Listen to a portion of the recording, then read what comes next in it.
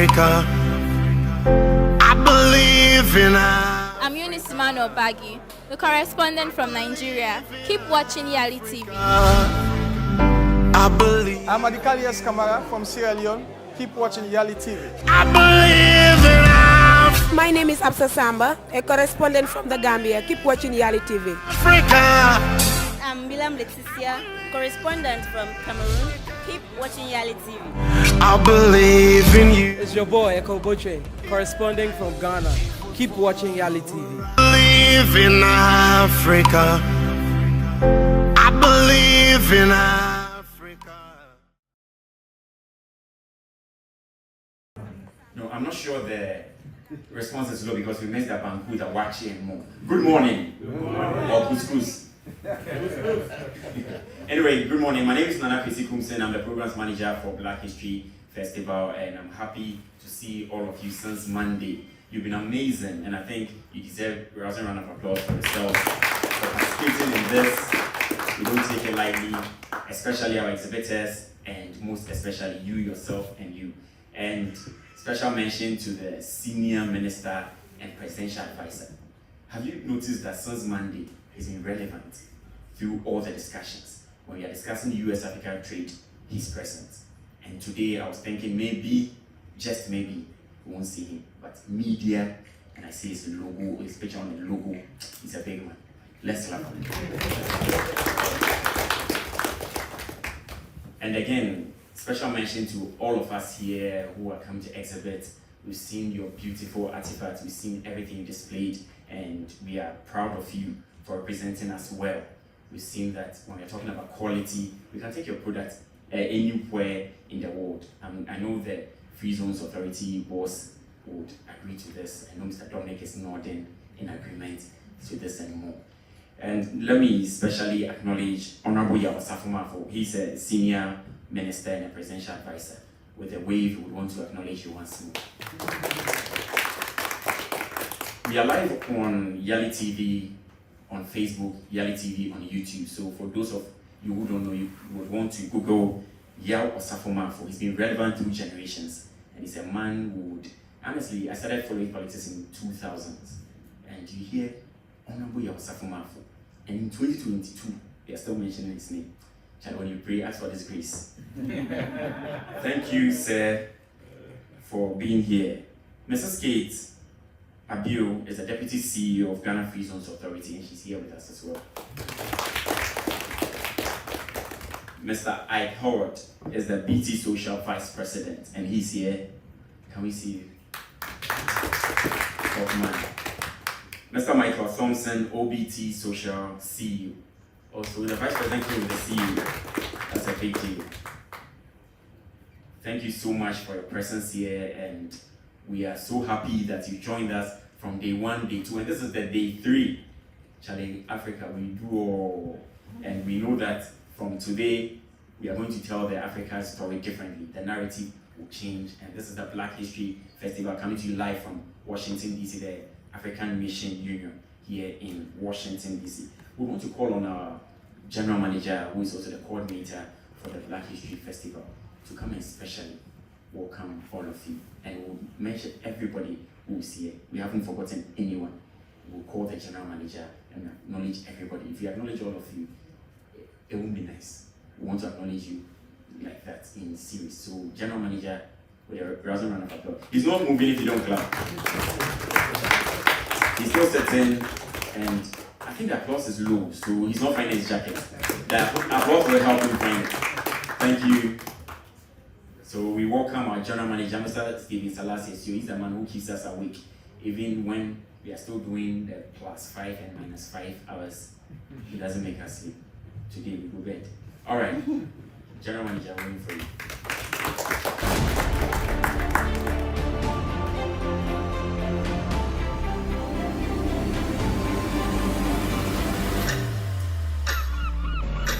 Good morning, ladies and gentlemen. It is once again my pleasure to be here this morning to speak to not only distinguished ladies and gentlemen present here, but to also esteemed viewers across the world who are tuned into Yali TV watching this program live from the African Union Mission in Georgetown, Washington, D.C., United States of America.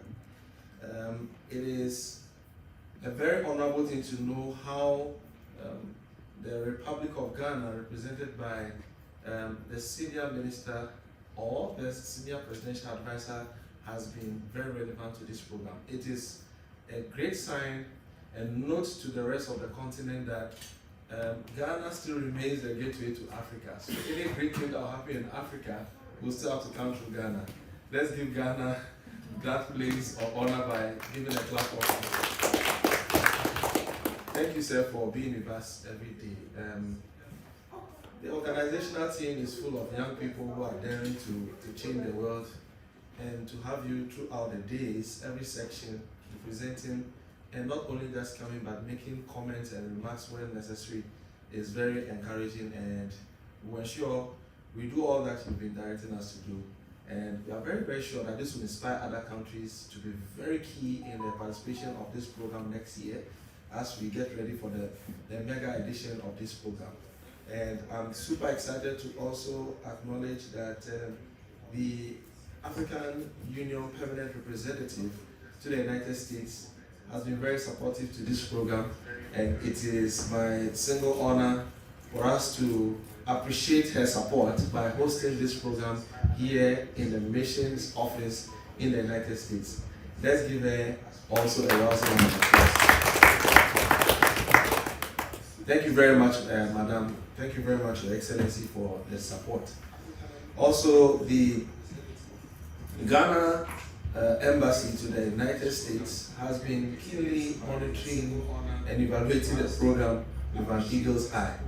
I want to use the opportunity to acknowledge their presence from day one as well in representations from the head of Chancery, to other representatives, and today we have some other representatives in our midst. So I just want to acknowledge you, Madam.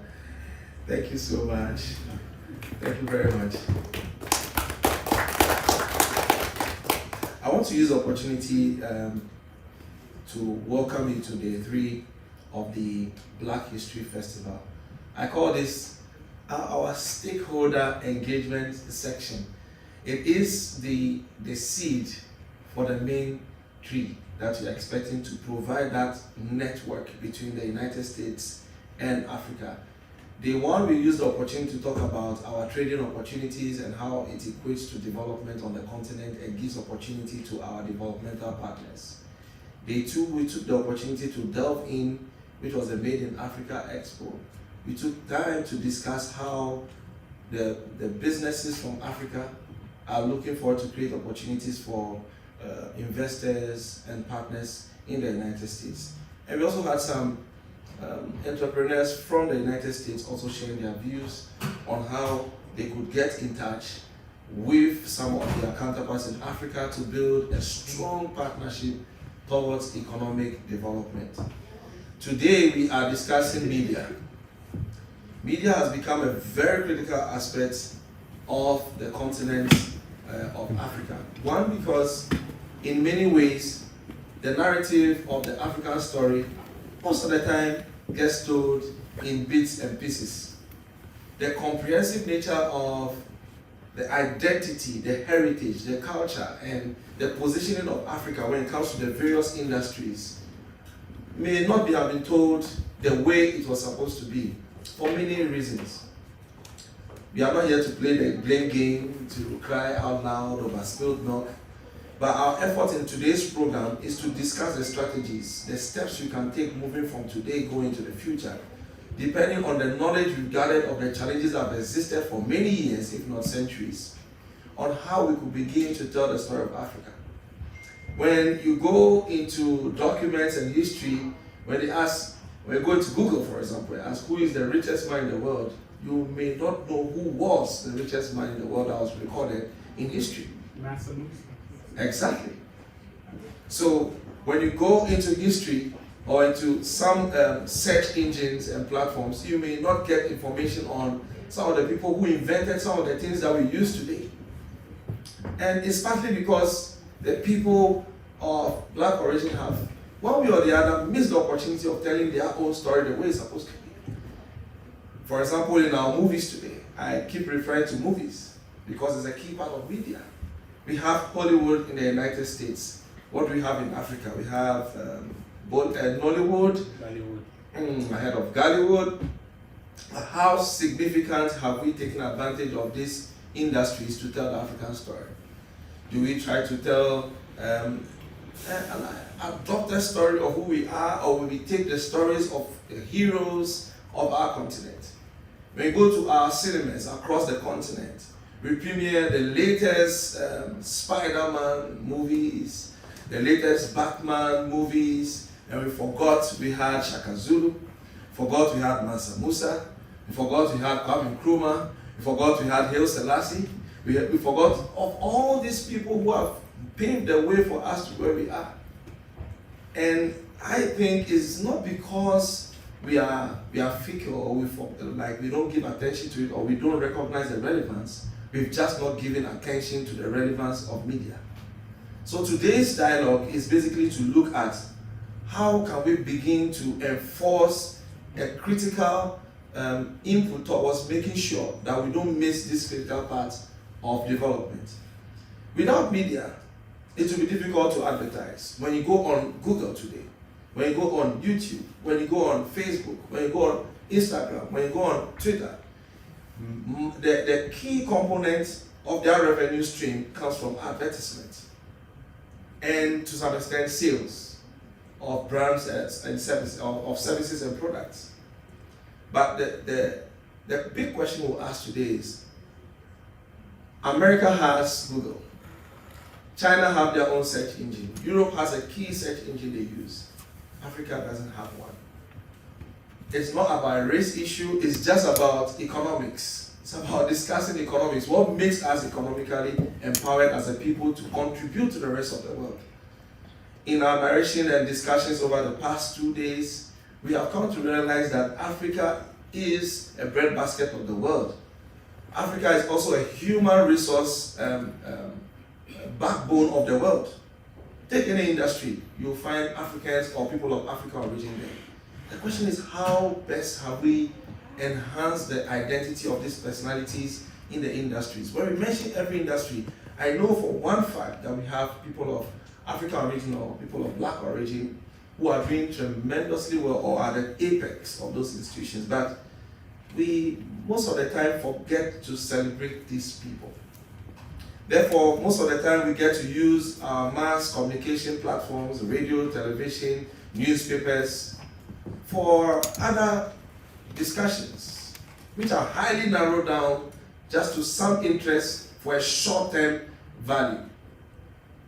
For example, we spend most of our hours discussing the politician and forgetting the policies behind the politician. And we focus so much on the individuals who are the politicians who are supposed to be working for us, that we forget the agenda itself. So then our education, the policies behind our education, the policies behind our technology, the policies behind agriculture are forgotten, and then we focus on the personalities behind those portfolios. And then we lose our value, and then we waste time, and then people take advantage of our values, our resources, and then we cry foul. I think there is a competition for the resources of the world, and we must acknowledge that as Africans. So today's dialogue is going to delve into that. We are going to have speakers from different categories, speakers in the area of technology, speakers in the area of media, traditional media, and speakers from the area of new media. I was having a discussion with some colleagues some few days ago, and the conclusion was that traditional television, as we know it in some couple of years, is going to go blink. There was a time where Telegram, not the Telegram we have on the Apple Store, was the way of communication. Sometimes it was in Africa, it used to be drums. You have to beat the drum to for the chief to announce, make an announcement. Sometimes it was the gombo. Sometimes it was a bonfire. Sometimes it was a town crier, or sometimes it was messengers who were sent to travel on horseback for many days, if not weeks, to carry information. Today, by the snap of a button, we get that information. Television, as you know it, today, is no more as it is. You get to some offices and homes, you have numerous television sets or screens, but people stick their eyes to their phones. The eyeballs are glued to our smartphones, and if we do not give attention to technology, new media, Africa will lose it in the next couple of years. During the pandemic, we saw how some softwares took center stage, took over the economy of the world, and were leading even airline companies and some of the top class organizations, multinational organizations that we knew. Economies were down, companies were down, people lost their jobs, but the technological platforms or the digital platforms were reigning all over the place. Internet was a high peak. The question is, during this period, the 1.2 billion population of Africa alone, which had a certain percentage, which I would not like to be wrong, were glued to these social media and digital platforms. Our data became money for these organizations. Our internet became money for them. Our advertisement to get services became money for them. And then came in other service providers that created digital platforms for delivery of food, delivery of groceries, and also for transportation became relevant. The question is, how many were owned by people of black origin or Africans? So today, I'm entreating you to contribute to the discussion or the discourse of media in Africa today, and know that the discussion is not to just massage ourselves, but it's to come up with a strategy. By the time we finish this meeting, we should network to get a solution, to get some strategies, and to get a roadmap as we prepare for the next edition of Black History Festival 2023. It will be my joy and the joy of all of us to have arrived at the conclusion that between this edition and the upcoming edition, we had this solution on the table to display to the rest of the world. I want to once again thank you very much for coming here, and it is my single honor to welcome you to Day 3 of the Black History Festival. Thank you very much. We can do it better for our general manager.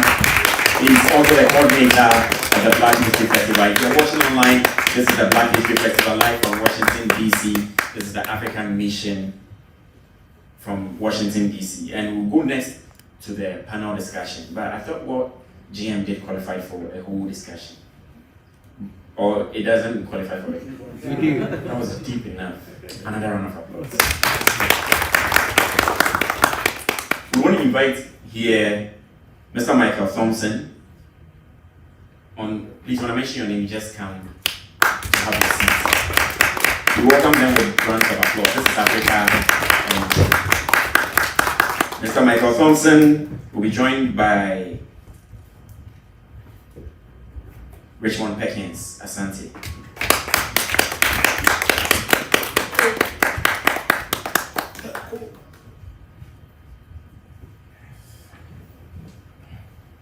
And Mr. Ike Howard should join the panel, please. Mr. Kobina Tetetaze will need you here, sir. And Madam Junior Ampia Addison. But with her rounds of applause. She's the only female, so let's be romantic as she's coming.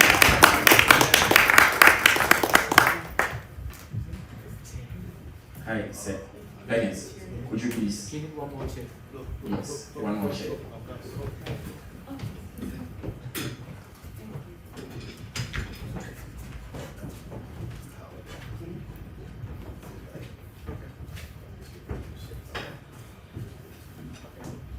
You want a sandwich here? Thank you so much. So this discussion will be on Beyond Recovery towards AU Agenda 2063, Digital Technologies for Charting a Sustainable Development Roadmap. As we heard, it will be heavy on the media, the impact of the media, using the media to chart a path.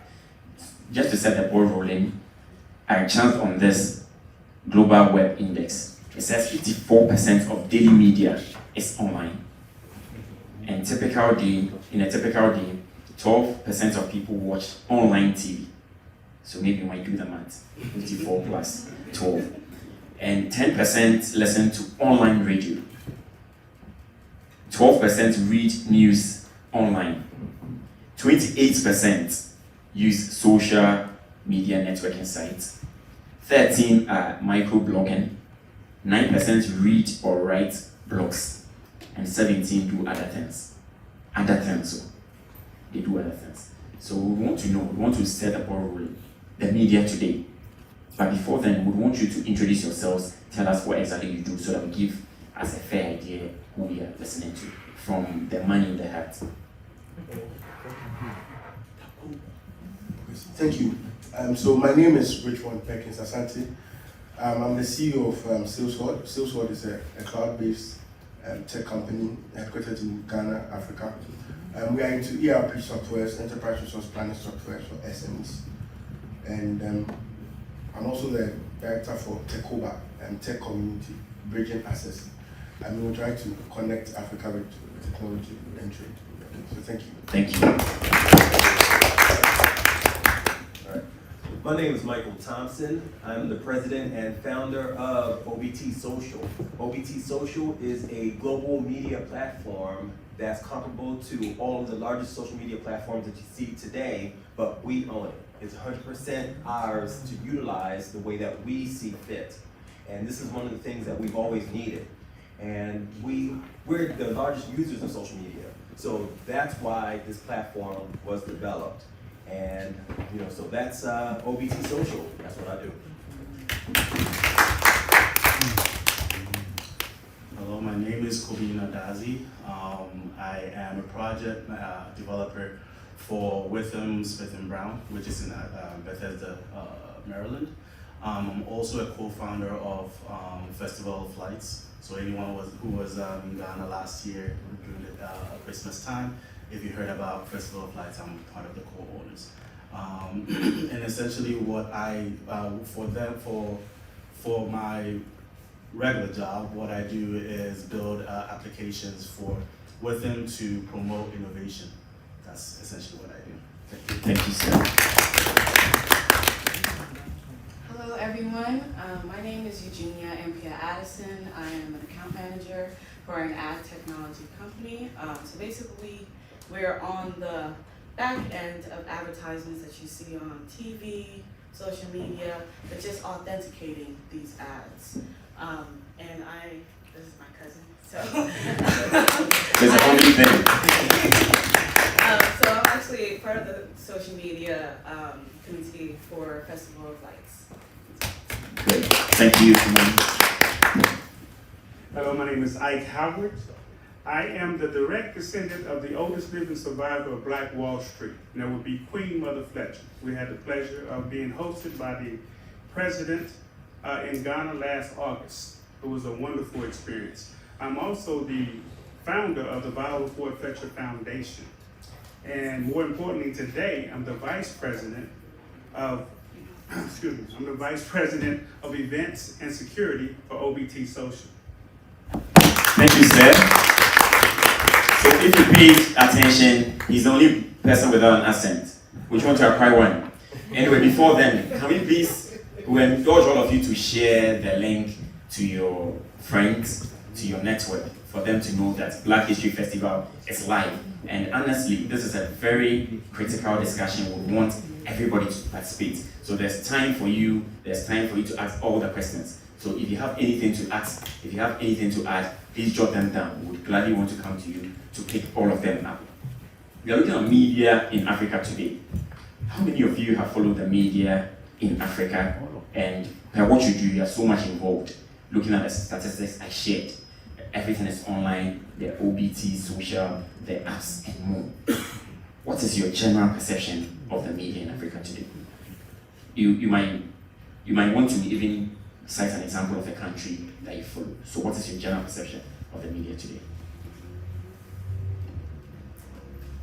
The media is a very important aspect of growth. OBT Social is a platform that we can do everything that any other platform can do in the world. We have WhatsApp capabilities. We're faster than Facebook, now known as Meta, Instagram. Any other platform out there, we are just as good, if not better. We want to be the platform for the continent of Africa. We want to bring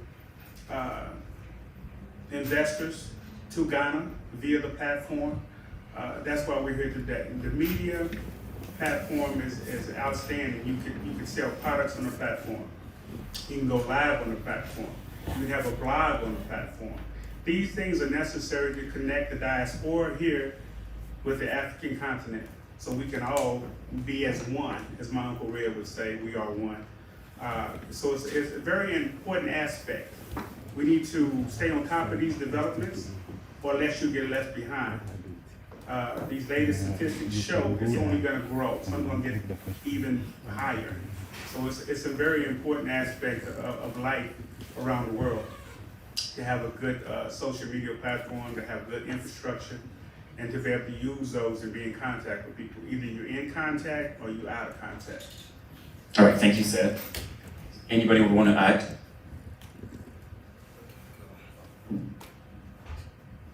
So, because I am Ghanaian and most of the time I follow Ghana media, my perception of Ghana media has, and because of what I do, I most of the time follow business media and like politics, because I feel I believe that politics really influences the business scope that we have in Ghana. Unfortunately, in my opinion, I don't think that a lot of the media that we have geared towards the policies, like you said earlier, like what Stephen said earlier, does not talk about the policies that we have, especially in Ghana. I'm talking about Ghana because that's where I'm from. Most of the time you would hear about who is behind the policy and what their character is. And maybe some scandal that has happened with them. Most recently, I'm sure everybody here has said that we have the e-levy going on that the government is trying to implement. And so if you're hearing I would like to hear the full scope of what is actually involved in the e-levy, but that's not what you hear. If you go to the news right now, you hear, oh, this politician is bashing this other politician. You would hear maybe some scandal with regards to the e-levy, but you never hear, okay, what is the government trying to implement? How is that going to affect? And you can see that the government is pushing to trying to explain, but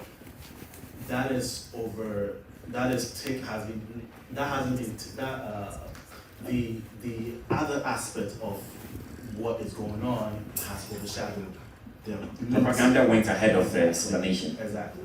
So that is a typical example of what's going on in current media. I think back in the I'm younger, so I wouldn't say like back in the day, but when I was in Ghana, there were times where you can hear, especially when it came to the change of currency, you can see that the government at that time was pushing to help every single Ghanaian understand what is going on and also be able to, through their regular lives, how they're going to use that currency. That is something that happened, and I was actually glad that happened. But now it has changed. A lot of propaganda is going on. You don't really get to the meat of what is going on in the country, and it's very sad to hear. Great to know that, and we'll zoom in straight to the digitalization aspect. So it's beyond recovery towards AU Agenda 2063, digital technologies for charting a sustainable development roadmap. And let me share this with you as well. The average digitalization score across all occupations in the US rose from a level of 29% in 2022 and 2002 to a medium level of 46 in 2016, a 50% increase in that. And we know how we've been here, if not for anything, since Sunday. We've been here. I really enjoyed and participating in the system. We are in the system, so we know what digitalization has been to the development of the American states and the American continent as well. So we want to know, throughout the week, we've had this discussion, digitalization, and more. What's your position on the current level of commitment from the African government on digitalization? Mr. Perkins, we want to take a bite before. You are from Ghana, and you're in the States anyway. You want me to add that. He's in the States, from Ghana, he's in the States, and he's in that space. In Ghana, the commitment of government, because you are a player in that field, what's the commitment of, say, Ghana, and go to other people to have your take on it? Okay, so I should say that Ghana has done better than most of the African countries in terms of digitization agenda. I think this current government and then the subsequent, the previous one, they've all done excessively well in terms of digitization. We have digitization enablers in Ghana, so Ghana card. If you want to have a digital economy, you need certain things to be able to do it. Way to like the Ghana card, they have a property address system, and so the government has done these enablers to make it possible for digitization. I'm a tech person, so for us, we think that what's lacking now has to do with how entrepreneurs will be able to take these enablers and to be able to make it meaningful for the ordinary Ghanaian on the street. And you talked about the e-levy. I just want to say something small about branding. We know businesses, we talk about branding, but I think governments must also understand that branding is a responsibility of the government. If the message out there, your message not getting through, it's a responsibility of the government to address that. And so if the Ghanaian population don't feel that, they don't feel the electronic, then they will not understand electronic levy. It's like they don't really see for the property address system, for example, if our e-commerce helps e-commerce, that delivery becomes cheaper, then I know that I'm really enjoying what the government has done. So I think that the government has done excellently well in terms of what they have done in digitization. And that's actually the problem with e-levy, because it's like this government has gone so way ahead with digitization that it seems like the e-levy might do something to add some of the development. But I want to say that, in Africa, like I said, data is extremely important. There's no way we can ever talk about industrialization without digitization. It's not even possible. Businesses must get to the point where they can be cost effective, they can do their things without, opportunity cost, wasting a lot of time doing mundane things. And so I think that in terms of digitization, the government has done well, but like I said, there has to be a connect with the private sector, especially with young entrepreneurs trying to innovate around what the government has already done, so that the ordinary Ghanaian would feel that these things that we talk about in the news is actually practical to the bottom line in terms of economic benefit. We're actually enjoying it. I think that's when the conversation would then really help. But I think that for Ghana, not sounding political, but for Ghana, digitization, we've done extremely well. I can see us, a step closer to having a transparent economy. We have an issue with SIM card registration, which I think that for a tech person, is a no-brainer. Unless we have one, because Ghana, when we talk about technology, what we really do is the mobile technology in Africa. A lot of the other techs we are not into it, but for mobile technology, we are ahead in other continents. So a lot of Ghanaians use mobile phones and smartphones. And what it means is that you can do a lot in terms of technology using the phones. Now, the problem with Ghana is that you can register a SIM at a go at any place you go to. And then, but when we have one SIM card for everything that you do, then we can go into fintech. Because then if I give you a loan, I know that your card is your identity and I can get you. Then we can go into credit card system, then we can do a lot of things. So I think that, in terms of digitization, Ghana is doing well. And I'm hoping that other African continents, I know Kenya is also doing well, can catch up with them. Because that's the only way to go. Governor came from Ghana. You were in Ghana in December. Yes. What's your perception? I would definitely agree with Perkins here. Definitely, there has been a huge push with technology in the Ghanaian setting, where now a lot of things are being done on phones. I think and he also mentioned, I think the what we need to make sure we are getting, and that this is the responsibility of both the government and the entrepreneurs or businessmen that are in the country. There should be a connect with the bottom line. There should be a connect with the regular Ghanaian person who is going to work day in, day out, going to the restaurants or doing whatever that is regular in their lives.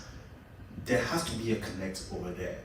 A typical example was back when we started to do this Festival of Lights. Because of the space that I'm in, I was pushing for a lot of technology. We wanted to kind of push, get things that do things that were not regularly done in Ghana. The funny thing is, if they don't know what it is, there's a huge pushback. But when they get to see and they get to actually hold it in hand, you're like, oh, this is what it does, and this is what can help me promote my what I'm doing. So there was a lot of that in Ghana. And I think you're definitely right. There has to be a huge push around branding and how, and actually not forcing per se, but pushing people to kind of look at technology as a facilitator, not something that is taking over their lives. Because when you go ahead and tell, oh, this is going to replace something, there's a huge pushback because they've been doing this for how long? Like people have been doing the same thing for like 10, 20, almost their whole lives. But when you introduce something new, you have to be very careful as to how you introduce it, and actually have that connect. Make sure that the benefits that you are pushing, the regular person can understand and be able to apply them to their lives. That's what Thank you, sir. Ma'am, would you want to?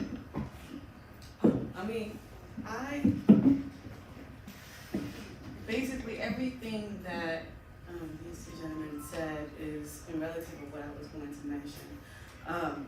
But I would like to also point out that Africans, this is one thing on the scope of all people, but I feel as though Africans also have this perception of fraud. Putting something on social media or putting something on like their personal information on the internet. So they refrain from doing so.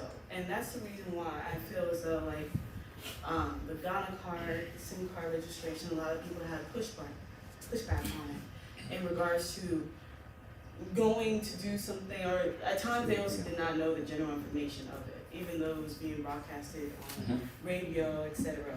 But they just do not know the information and also the background information, like in general, of understanding what exactly is being presented to you. And also being assured that whatever you're putting on this government platform is not going to somebody that is going to take your information and do something with it. No, they need to have that trust in technology that's being produced or being brought forward to them in general. All right, thank you, Miss Addison. Mrs. Addison or Miss Addison? Miss Addison. I'm jumping the gun. Yes, so we want to also know, honestly, if you come abroad, if it's your first time, I remember the first time in UK and we had some government delegation. One of my friends asked me, do these people see the system when they come here? We have the senior minister here. We come here and we paid everything cashless.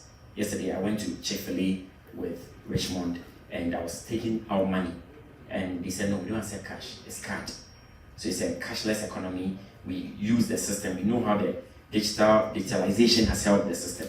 Is it a matter of policy? What should they do? The senior presidential advisor is here. Are they supposed to imbibe it in the policy? What's missing? Is it a policy problem? Why is Africa being on the treadmill on the digitalization development? If you go to China, they've been paying with their phones for the last 15 to 20 years. So it's not new. In America, we're going to a cashless system as well. I think if you incentivize going to a cashless system, then people who pay cash in effort to save money, will switch to the system because it will benefit the man at the bottom. If you tell me I go to KFC, I spend cash, I have to pay 5 cents more. You pay with your card, you don't have to pay 5 cents more. I think if they switched it in the US, as a businessman, if I use a credit card, there is a company in the middle that takes a small percentage before I get paid. Now, if you reverse that in Africa and say, okay, we want to move away from cash.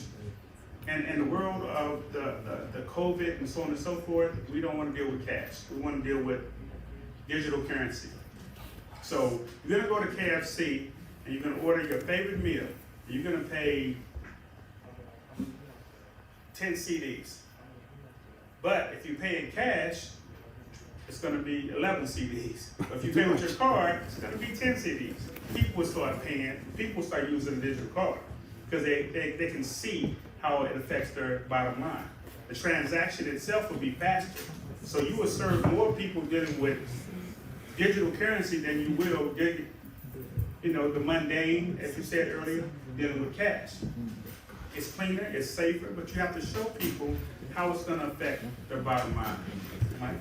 Michael, we've not heard from you. Yes. Yeah, actually, I have to say Ike is totally right with what he said. China, they've been ahead doing this. We're just getting to a point where we're embracing it here in the US, and when you incentivize people to use something, they're more likely to do so. So that's a big thing right there. And because I was a cash person always, for the most part, but now it's inconvenient to use cash.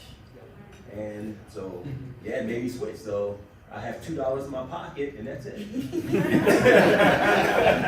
If you joined us, this is the Media in Africa Dialogue today, live from Washington, D.C. This is the Black History Festival, the first edition, the maiden. And if you are joining us, please share it across all your social media networks. Let them know that this is the Nouvelle Black History Festival and it's the maiden edition. We are talking about media in Africa today, and we are heavy on digitalization today. And you've heard from these astute people sharing deep, centered discussion on what digitalization, what the government needs to do, and more. Of course, I would have come to you. I would like to add on to that as well. I feel as though Ghana I believe in Africa. I believe in Africa. I'm Eunice Mano Bagi. Whatever, so forth.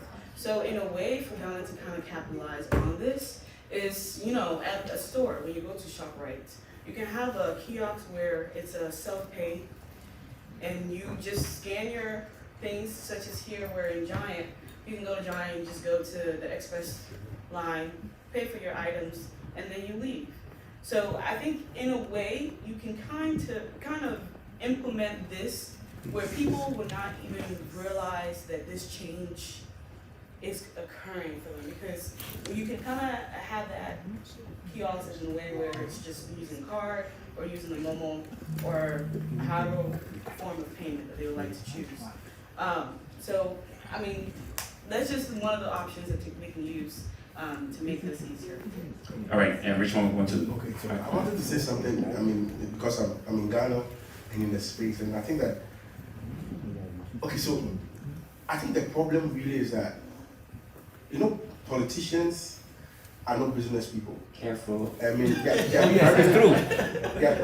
their primary objective is politics, but it's important because you have to have the power to cause the change.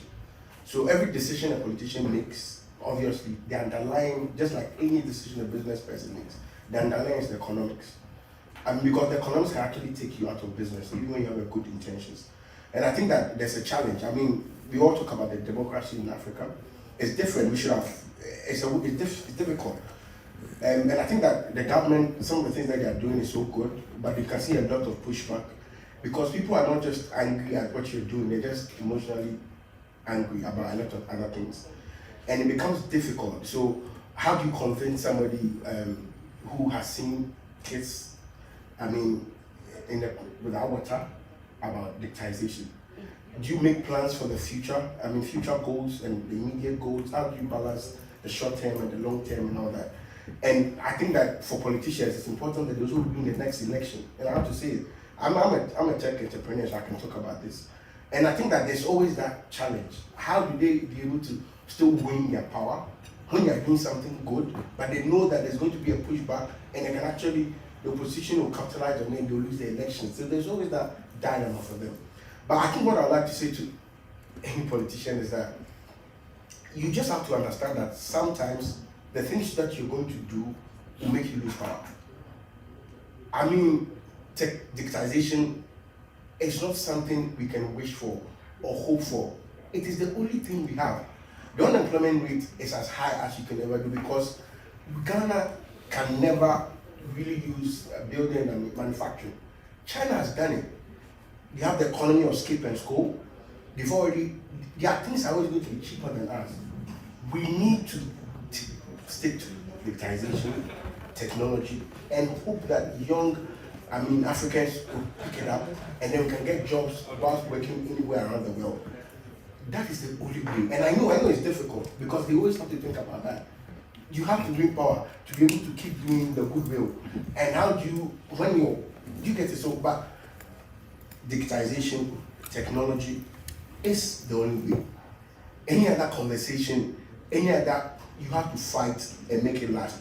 20 down the years, Ghanaians look back and say they are happy that you did. All the developed economies, they had to make sacrifices. Some had to sacrifice their power so that they could do something for their nation. And as young people, some of us may be fighting with you or all that, but we know that this is the only way to go. So thank you. This man is bold, but then again, when you're talking about politician, he was looking this way because the skin is just to be safe. For the respect, respect. Everybody was looking across that. Respect. When he was talking about politicians and nobody's sitting here. I was pointing there anyway. Respect.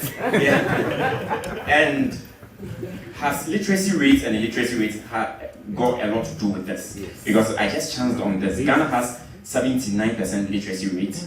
Nigeria has 62% literacy rate. Kenya has 81.54%.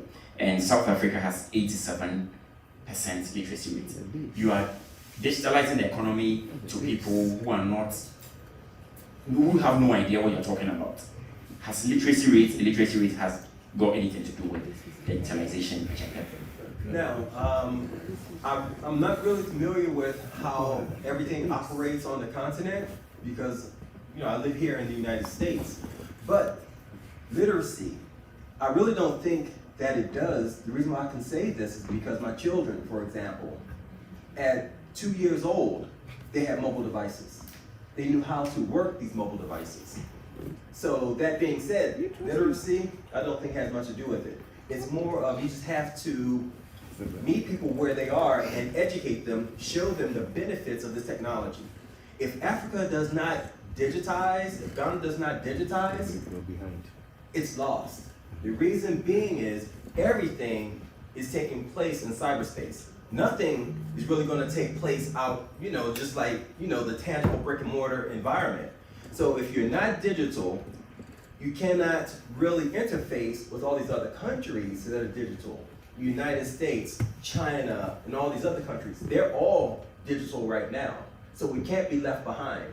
And whenever it comes to economics and things of that nature, we need to be in a position to capitalize on it, make money, but at the same time, the government needs to be able to defend itself against, cyber attacks. This stuff is real, and everybody's on the internet, and it's so important to get the young children involved. So when it comes to literacy and all that, I don't think that's the case. I think it's more of just work with them, meet them where they are. Another school of thought will also say that your kid who is 2 years was brought up in this system, who reads and writes English. So I am born in Ethiopian site in Ghana, Western region. My L1 is Fanti. I would have to translate whatever you say into my native language. So if your kid is doing 5 seconds, I'm doing 10 because I need to understand in my native language to be able to translate it into English before I bring it out. So if you're talking about the literacy and illiteracy, because he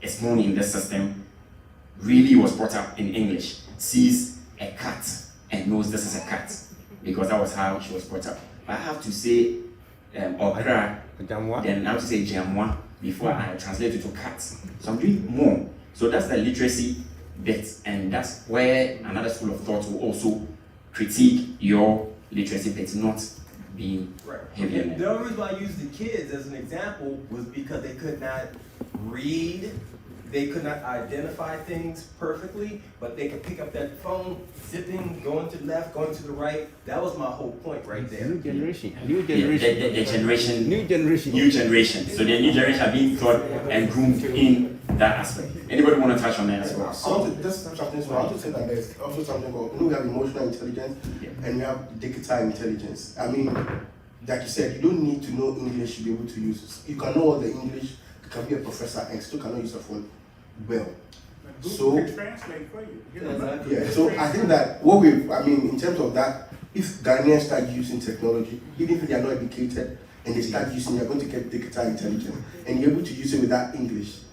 And now even for us, the developers, user-friendly, we are building things that does not require you to really use, you can use symbols, things, not necessarily need, English or maybe a language to be able to use it. I think we, it comes down to what type of education we have in Ghana and in Africa as a whole, because what we currently have is not working. I had the opportunity to go to Infantinum in Ghana, and if I'm being honest, whatever I learned over there, I'm now using it here. You should have gone to Addis Ababa College. I'm sure they will have the same effect. I promise you, whatever I did in Infantinum is not what I'm using here. And I'm being honest, because the type of education we are having in Ghana has no translation into the real world. Back in school, I did computer science when I came here. Back in school, I wanted to do computer science so bad. I wanted to do music so bad. The system itself does not allow you to do that. If you guys will like agree with me, be very real with you. Yes. When we have in the SS education, we have certain buckets we have to be in. You have to either do science, which is biology, chemistry, physics, and then if you happen to have mechanical or technical, you have that. Those are the STEMs. That is great. Then you have the general arts. The general arts, economics, geography, government, yes, all of that. Then you have business. Then you have visual arts. All of those buckets are great to have them in. But we also have to understand, and there has to be research maybe done on the African people to understand that not everyone can just fit in those buckets. Someone may want to do biology and music together, and that's what will work for them. Yeah, but to be fair, there's music, for instance, there's other languages. Yes, there is, but they all have their own buckets. Yes. And if you agree with me, all of them have their own perception. If you're in visual arts, most of them will think that you are done.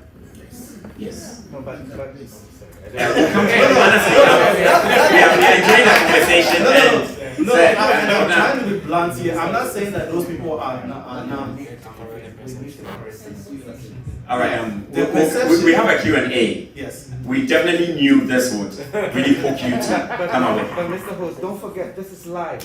Yes. Everywhere. So perceptions and stuff need to be corrected. Yes, so we'll come to you. No, not me. I'm saying. Yes, we'll come to the audience.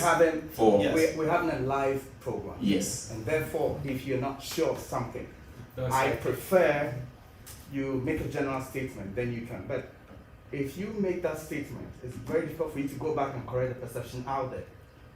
So what I'm trying to get at, and that's why I said the perception is that this is what people view in Ghana, but that's not true. There are a lot of kids who did the visual arts, and you went and see what they're doing in Ghana today, you will not believe it. And they did visual arts. Yeah. So there is that perception discussion we have to have outside of of outside of what the education system is. There is that discussion, and we also have to have that discussion. Wherever you sit, there is a benefit for you, right?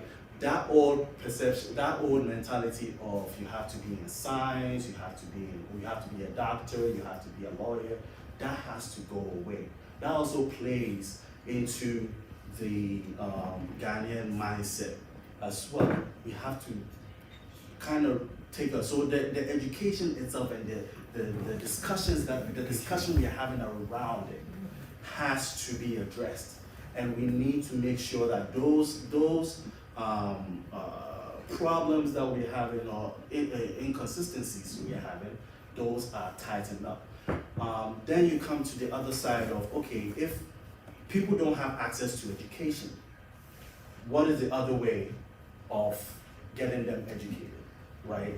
Then you can come down to, okay, maybe we can do homeschooling, then we have the issue of internet, or we have the issue of having people, so those discussions need to be had, and we can't stick to what we are doing now.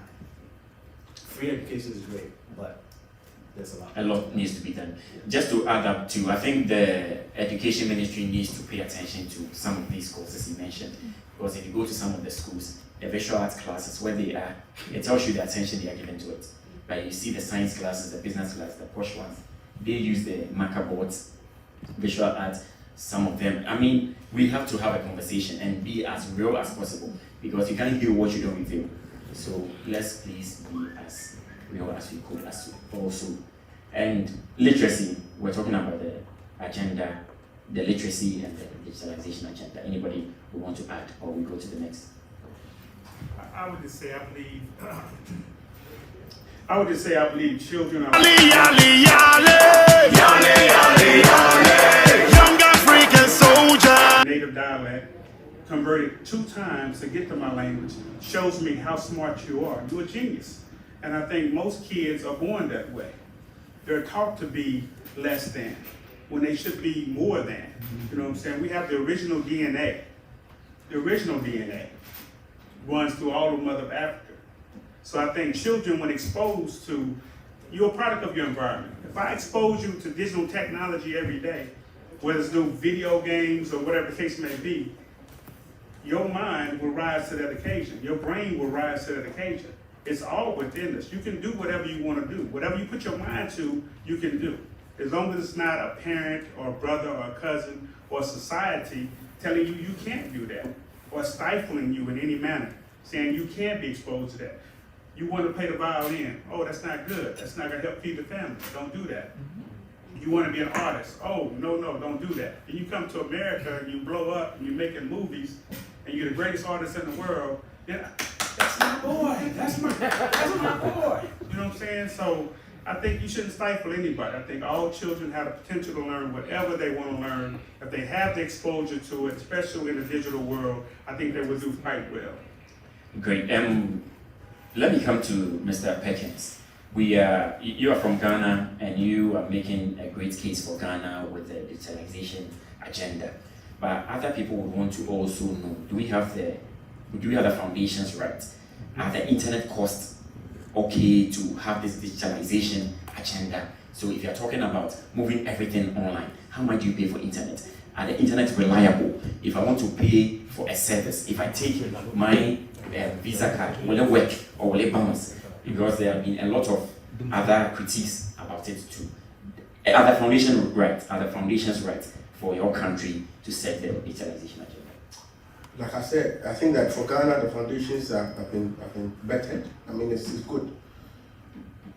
And I think that we can always have conversations about, I mean, some of those challenges, internet, I mean, even in AU, in Washington, we're having challenges with the internet here. So I think that we can always have those little conversations. But I think that for Ghana, what we are doing, I'm in support of it. I'm actually excited about it. As a matter of fact, I mean, in terms of tech, I don't see any way. I mean, I don't know a lot, so maybe I'm being myopic. But so I think that for Ghana, the foundations are right. And I think that we are doing well. I just think that there should be, I don't know, I wish I could just go on TV and talk to Ghanaians and listen, digitization is the only way. Stop the fight. I mean, I know we have to do all the politics because there's always opposition trying to push the government in power and all those things, and I get it. So I get all those, but digitization is your future. Yes. And like I said, I mean, politicians will do all that they can until they can't, because they need power to be able to keep doing the good things they want to do. But we the populace must understand that without digitization, the internet, we have issues with internet, we have issues with little, but direction is more important than speed. Direction is more important than speed. In Ghana, I mean, with the Ghana card, mobile money interoperability, the digital address system, I mean, for all those key things and getting a SIM card registered, that every Ghanaian card will have one SIM card and cannot change it. At a certain point, it will be easy. If I get to Kumasi, I mean, tech now will make it available that I'm in Kumasi. I mean, if you go to a hotel and you register, everything will be there. It will be easy. Then we can have a centralized system. Data can be shared, things can be done, the government can plan well. So I think that for Ghana, where we are now is excellent. I don't know about the E-levy, that's a conversation, a different conversation in terms of the digitization agenda and all that. Because like I said, the people who do not understand some of these benefits immediately talk about something that will take money out of their pocket, then became a bit jittery and all that. But I think that for the foundation is good. For the functionality, Tekoba, for example, is leading efforts with the Office of the Vice President to do a private sector digitization drive. As a matter of fact, we send the documents and everything. We think that there has to be a private sector digitization drive. I mean, the government and the public have done a public sector one and helping all the ministry. But I think that for the SMEs down there, if you don't help them to come up a bit, it means that they'll not enjoy the benefits that the government has, I mean, in terms of the digitization. So we want to push for a private sector digitization drive. For example, we need to have an enterprise resource planning software for Ghanaians. That is very cheap and affordable. Everybody should be able to use. Then it should also be, the GRA should give, in terms of, because some people are also afraid of taxation. Immediately they start doing this, then their data will be there. We can have like a conversation around that. In Ghana, we don't have the Uber. We can have an Ajuma app. So if you want a mason, if you want a carpenter, and you should be able to get them at a go. We have a digital address system and all those things. We have mobile money. We can connect now to, your insurance, everything, pension scheme for these carpenters and all that. It all can be done. We need, in Ghana, if you want to do anything, because you have a extractive political system, and you need to have political backing in a way. The government must, in a way, support what you're doing. Else, you won't have the money and the capacity to reach it to all the, parts of the country. So yes, but I think that the foundation is good. All we need to do is build on it with innovation, with a lot of vim and vigor. It's not going to be easy, but we need to be able to do that. But I think that for Ghana, we are leading the way in terms of digitization. I think senior minister should see Perkins after. He's pitched amazing ideas now, and I believe. And I had a comment about this as well regarding when I was in Ghana. I noticed when I used the internet that it was lacking behind what we have here. And is it a speed? Well, in terms of speed, reliability, packet loss, and all those kind of things. And I was able to tell this because I actually helped build a lot of the internet that's here in the United States. I was there at the very beginning. So it was very expensive at the beginning when the internet first started here. And there, in our community, in the African American community, there was a lot of resistance to it because it was new. But those same people who were resistant then, they have no choice because they can't live now without it. Because when they go to the store, when they use their phones, all those kind of things. So it was forced on them naturally. In order to drive the cost down, the government would have to build infrastructure. Because when you build that infrastructure, then it starts to drive the cost down, and as the infrastructure grows, people will adopt it more. And then your reliability increases as well. So that's one of the things that has to happen to drive that cost down, is to just invest in that infrastructure. And if that happens, then we'll be right there with the rest of the world. All right, thank you, sir. President? Yes, we would like to help with that infrastructure. We want to see Ghana be the beacon of light that it truly is. Unfortunately, I have to catch a flight. Have to go to the airport, so Mike and I have other engagements. But we want to come and sit on a panel and give our input. Thank you so much for We having appreciate us. your time. I think we can give you a round of applause. So, permission granted. Thank you, sir. Thank you, sir. We want to come. Young African soldiers. Young African soldiers. Yale, yale, yale. Yale, yale, yale. Young African leaders. Young African. Input, wanting to ask questions. If you have anything to ask, this is the chance. And if you just join us online, this is the Black History Festival 2022 live African Mission in Washington, D.C.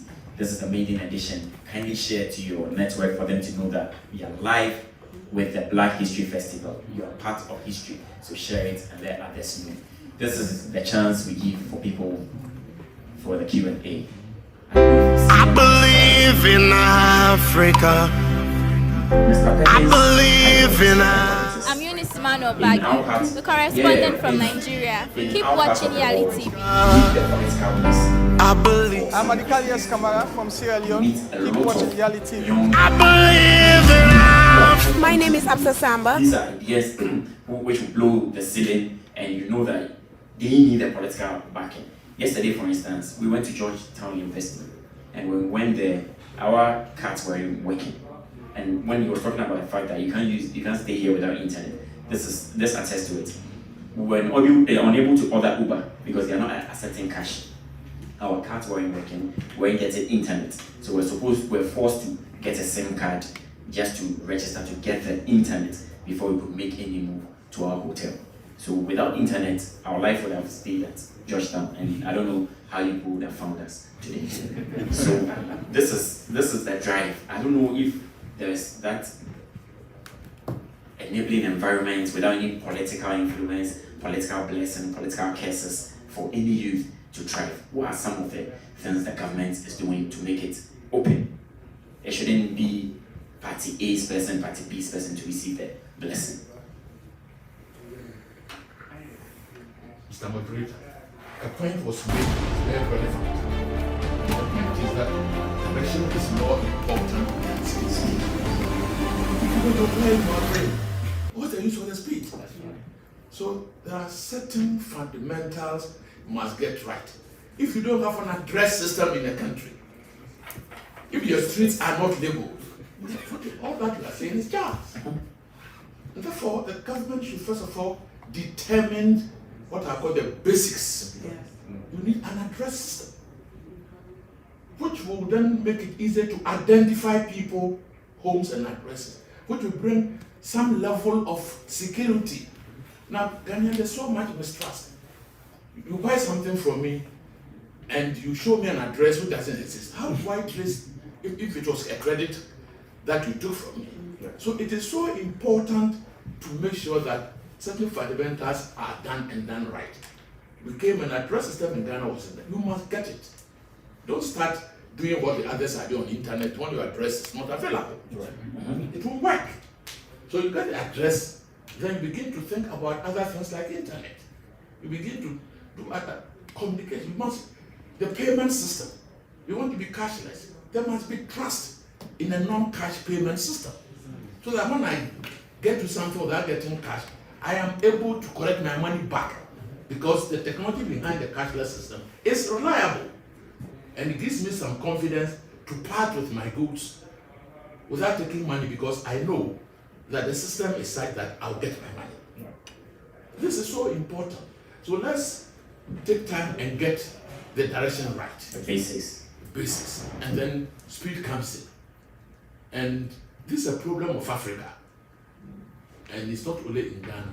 So somebody puts a question. Most Ghanaian leadership were educated in Europe and America. Yes. Am I right? You tell me from Kwame Nkrumah to date, everybody had a tertiary education in the US, in Europe, everywhere. When I came out from the university as an engineer, my first concern was open gutters in Ghana.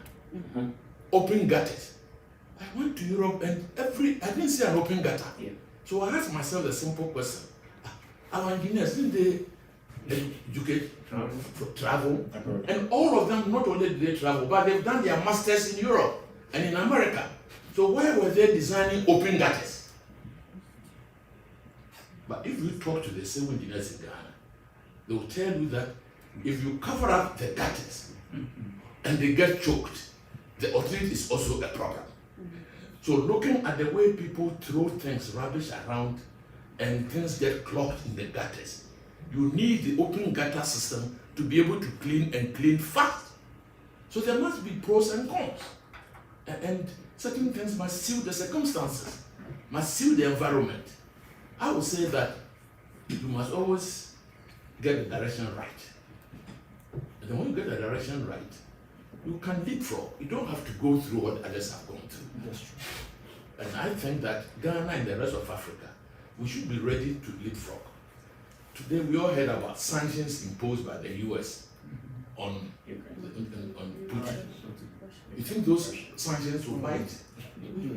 How would they bite? When he has the nearest trading partner, China, with a population 3 times the whole of US and Europe together. Yep. US and Europe together has a market size less than China.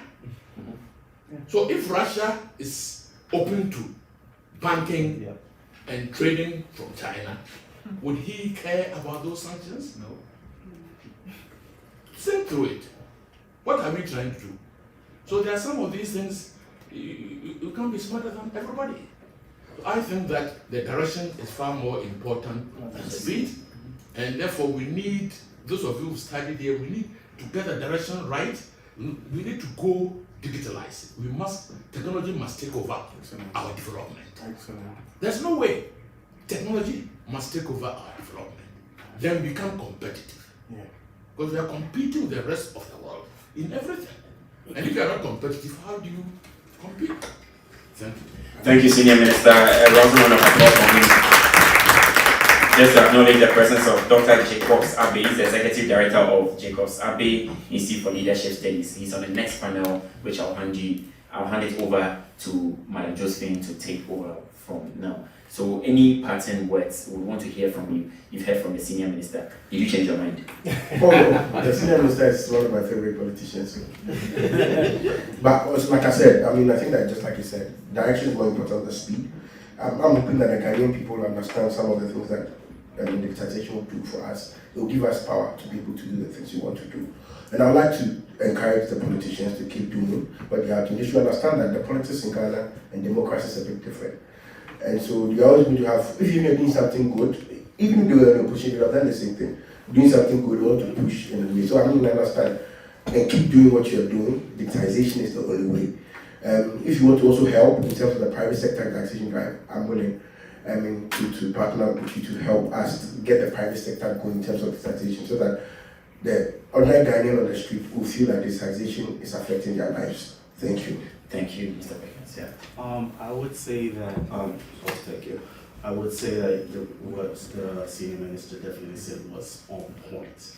And the most important part of it was we have to look at it from our setting. How does that look for us? Because we can't copy what the US has done, we can't copy what Russia is doing, we can't copy what China and the other economies are doing, we can't do that. So how does that look for us? And then we can move forward with, okay, how do we brand ourselves to look to brand ourselves to make sure to get to the point where what we are doing is very competitive in the larger sense. Also, education is key. I mentioned education because that's one of the big things that was when I went back to Ghana last year, was something that was really close to my heart. When I saw the system, and it was great that the current government was able to push for everybody should go to school, which is very important. But we also have to make sure that what is being thought and the other aspects of it are looked into. So that's my part. Thank you. I would just like to add on as my last closing remarks is just as everybody has mentioned, digitization actually brings revenue. So if we actually want to see the country grow and get money to help, because as Ghana has been seen as the main tourist place, especially when it comes to December. I and my cousin, when we went to Ghana, we found that technology was not used in a way that, as a high population comes in those peak seasons, it becomes very inconvenient for somebody that comes from here to go over there. And also, I can only imagine that it becomes inconvenient for the people there as well. So in order for us to be able to progress in the country, the continent as a whole, we need to make sure that digitalization is taken as one of the #1 priorities. I think we should host you there in a year. You'll be used to the system. Thank you so much for your attention. We'll go to the next panel discussion. This is where this meeting is. So my name is Nana.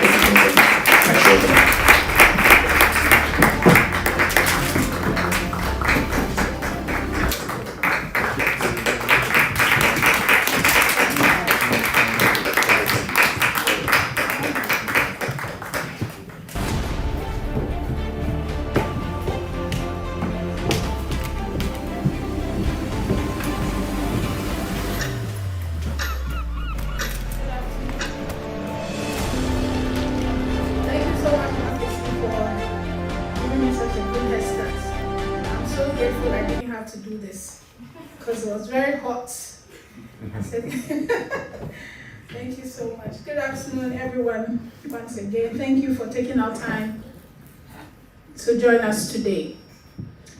Before we move to our next panel discussing media in Africa today, we wanted to tell you about a project we did in December.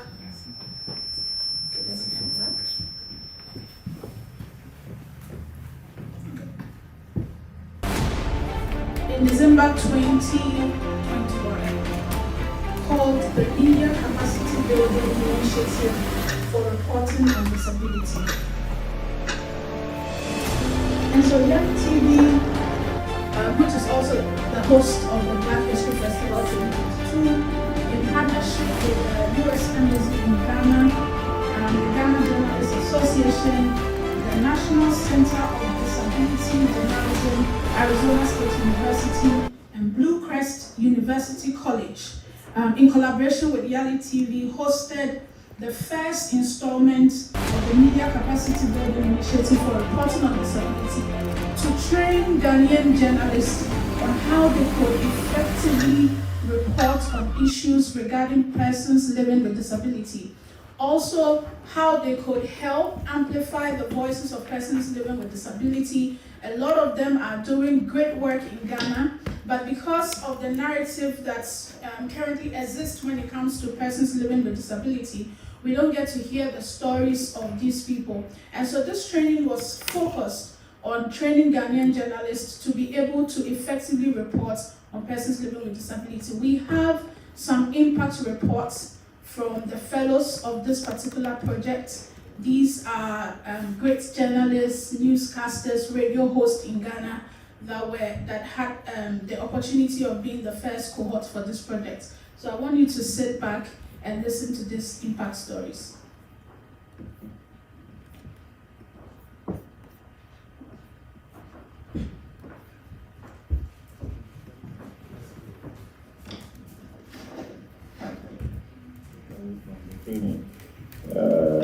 That at all times, persons with disabilities must be allowed to tell their own stories. My name is Benjamin Nilatiaiku of Adonai Studios.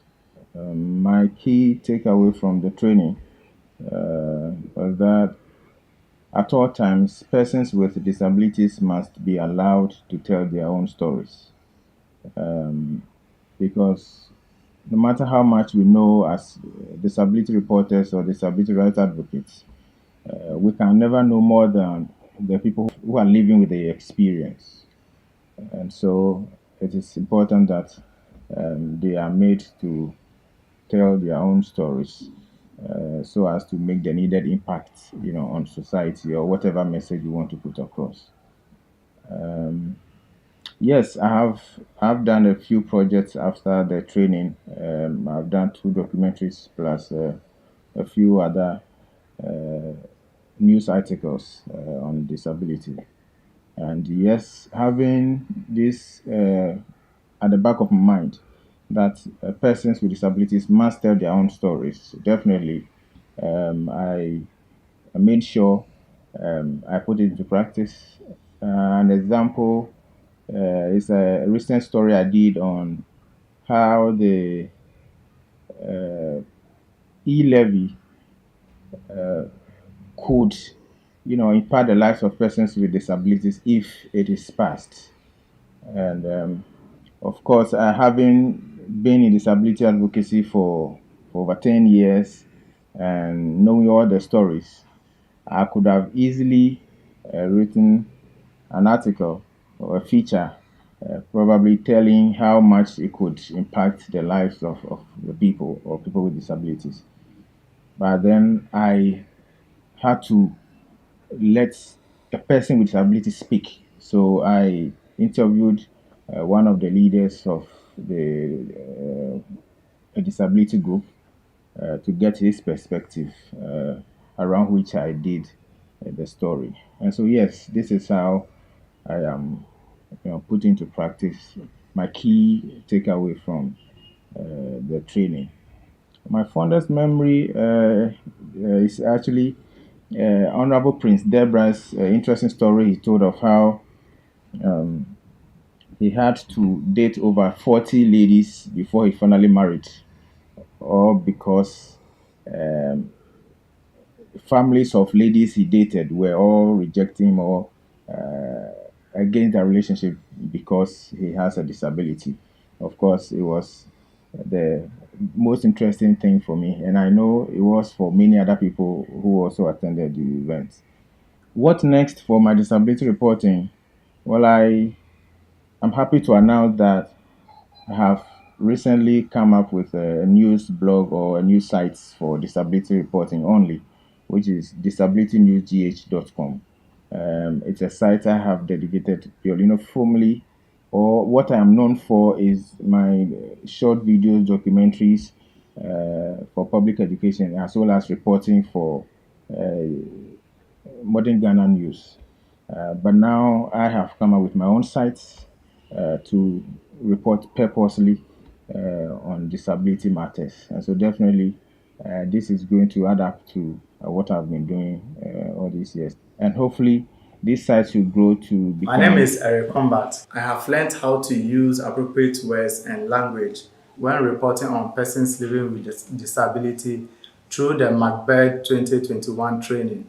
I have also become an ambassador and advocate on issues relating to persons with disability by empowering PWDs who have special talents like Kweku Menim, who I have empowered with wheelchair and a sewing machine to help him make clothes instead of walking on the street. My name is Lawrence Yaboyjan, an MC BHF-2022 fellow. Well, my major takeaways after the training has been a very intriguing session that was shared by Dr. De La Cloche on ethics and journalism, where he made us understand that journalists in our line of duty, we need to be circumspect in our reportage. We must be very objective in whatever we put out there, and we should also be accountable to society as journalists and also be transparent as well. I've embarked on a number of projects, more importantly with regards to the Disability Act 2006, Act 715 that was passed into law, which seek to make public buildings or government institutions accessible to persons with disability. And so I did some follow-ups to ascertain for myself if indeed these various institutions are actually abiding or sticking to these laws. But unfortunately, most of these institutions that I visited haven't been able to live up to expectation.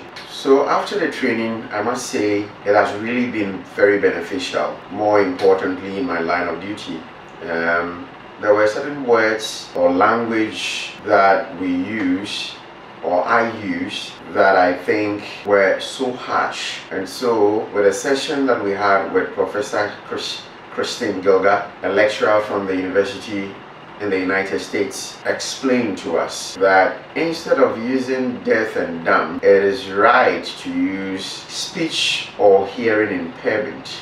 That would be right to put. I think my fondest memory as far as the training is concerned was a very interactive session we had with I think my fondest memories during this training session was a session we had with Dr. Philip Akwe from the Blue Crest University, who made us understand why we should live with persons or relate well with persons with disability, where a fellow colleague, Honorable Deborah, shared his own story where he explained that growing up, a lot of suitors came in, but realizing his inabilities, they had to go back or leave him. And so, counting down, a lot of suitors came in and left.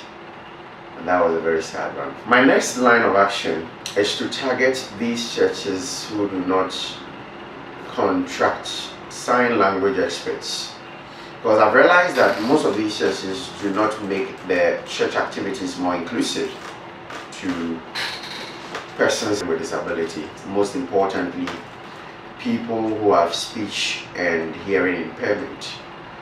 So I think if we're able to capture these aspects, at least, that would be very beneficial, so that persons with speech and hearing impairment would also have a take of the gospel. Thank you.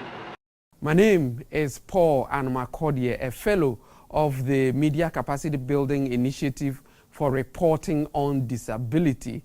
And my key takeaway from that rich training was the knowledge of the fact that there are so many areas or issues concerning persons with disabilities that have not been reported yet. So issues about mobility, government policies and its implementation, and even religious beliefs that affects persons with disabilities. I also learned that in reporting on a person with disability, the focus of the story should be on the person with disability. And after that training, I've been able to be on 2 major television platforms advocating for persons with disabilities, and I realized that I'm able to explain the issues of persons with disabilities better.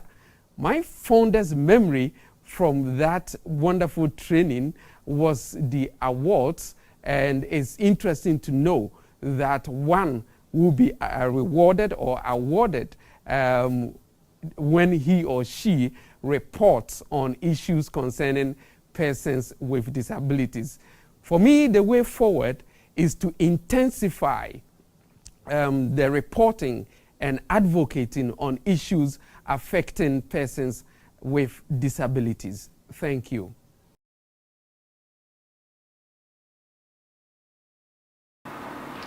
Hello, my name is Prosper Kwoso, a beneficiary of the MC BED 2021 Fellowship.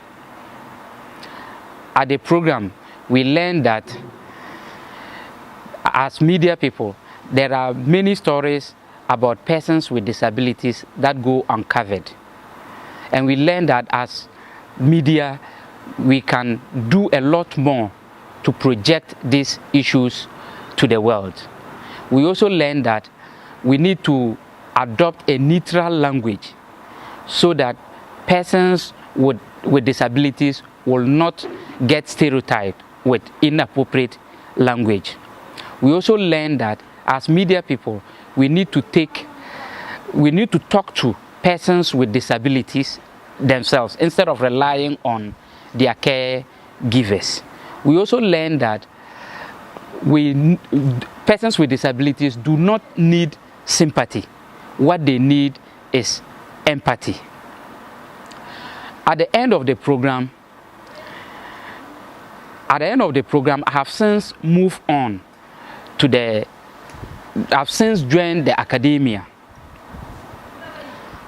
At the end of the program, I have since joined the academia, and I am looking forward for an opportunity to push for the introduction of a course in disability reporting at the Department of African and General Studies of the Simon D. Dondombo University of Business and Integrated Development Studies. At the program, I enjoyed many of the presentations from the resource persons and stakeholders. But one of the founders' memories was the aspect where fellows had the opportunity to discuss, to participate in a panel discussion where we shared our experiences about the impact of our work on disability reporting. And I believe it helped shape many of our colleagues, their understanding about disability reporting. Hello, my name is Portia Gabo. I'm a journalist and a news anchor with TV3 Network Limited. While going through the Macbeth training program has really changed my life as a journalist. And first of all, I learned the language style used in describing persons living with disability, and it helped in my reportage. And also, I learned that in order to portray them accurately, you have to ask them again how they want to be represented in the media space. I also learned to avoid inspiration porn, especially when you're doing stories to portray persons living with disability as inspirational or being brave or being courageous purposely because of their disability. In the course of our duty, we see that in our news report. Sometimes you have good intentions to do that, to portray that story in a good light, but that's a mistake that even the most experienced journalists will fall prey to. So we are learning to avoid inspiration porn. So you are doing a story not because of their disability, but because they can do something and empower others with their lives. Persons living with disability already have a voice. I am just stepping in to amplify the voice that they already have.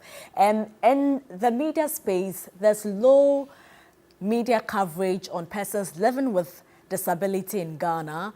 And even when we see such stories, they portray them with negative stereotypes, and the media has the power to change this narrative. Then I did a news item on a person living with disability who lived in a deplorable condition. His parents had neglected him because of his disability. Now, after this news report, help came to him. He now is living in a well-furnished apartment which has been rented for him for 2 years. 15,000 cedis has also been raised for him, which will be invested for his future. He's also been given 3,000 cedis, which he will use in his soap-making business. And that is the power of using a story to change the narrative on persons living with disability. In my report, I made sure I avoided inspiration porn, and I made sure that I used the terminologies accurately. Had it not been for the Macbeth training program, I may have made some mistakes, but going through the program, I am now able to report accurately and professionally on persons living with disability. It is an experience that will stay with me for the rest of my life. Thank you.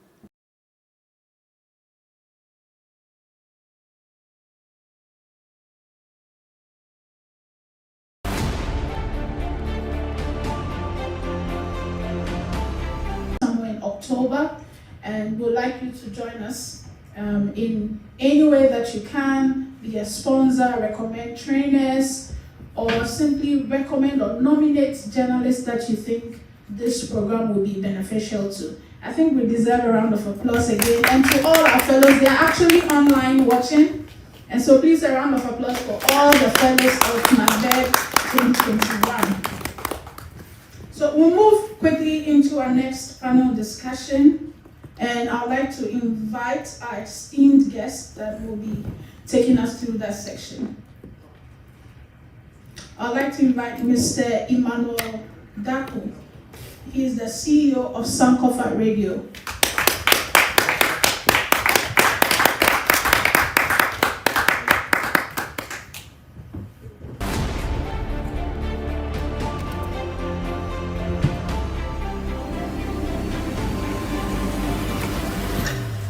Next, we'll have Mr. Kwame Dakum. He's the CEO of Kwame Media.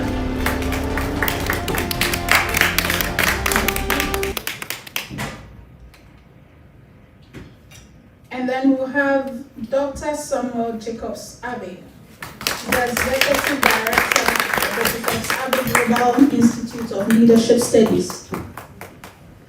Please a round of applause for him.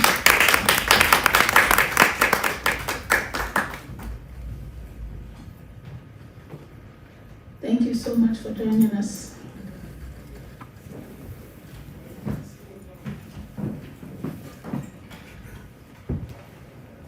Right. Thank you and welcome.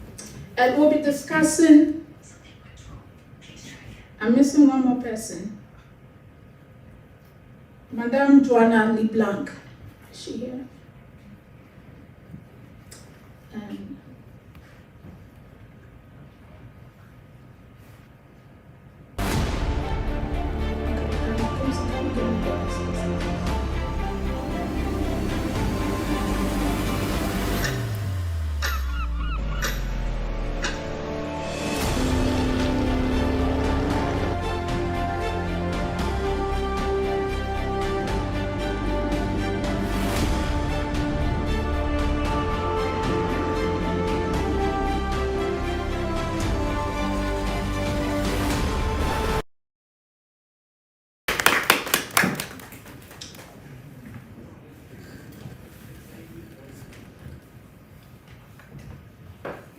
Please a round of applause for him. Thank you so much.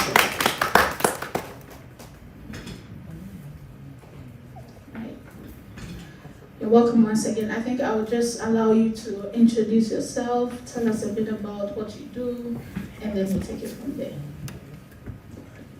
So my name is Emmanuel Osedakum. I prefer to go by the name Nanaya. So I run Sankofa Radio. So I run Sankofa Radio. We've been in operation here in the United States for 14 years. So I've dedicated about 20 years of my, 14 out of my 20 short years in America towards building up Sankofa Radio. And we just opened an FM station in Tapride. So all we do, yeah.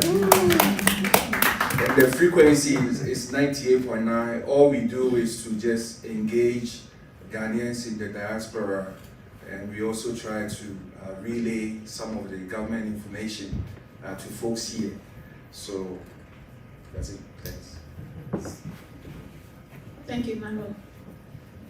All right, so my name is Dr. Samuel Jacobs Abbey. I worked as the Executive Director at the Jacobs Abbey Global Institute for Leadership Studies. We are a research institute that empowers leaders across the world. Currently, we have students from 4 continents and 40 countries. And our primary goal is to just ensure that specific models of training are imparted on leaders.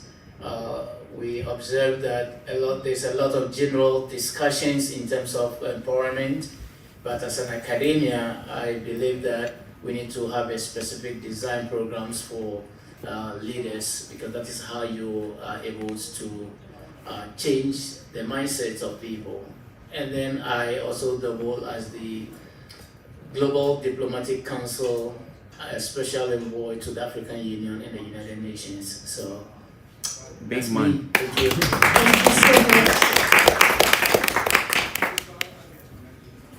Hi, I'm Dominic Odro-Inchi from Global Africa Trade Advisory Chamber. Dr. Dominic, can you tell us a bit about the global? All right, so we started with Ghana India Trade Advisory Chamber somewhere 2018. And out of which we realized that we were expanding, not just working with Ghana and India, but we believe that even the United States of America, where Ghanaians are, Indians are there. So we're not restricting ourselves to doing business just between these 2 countries. And as a matter of fact, we got to about 15 countries working.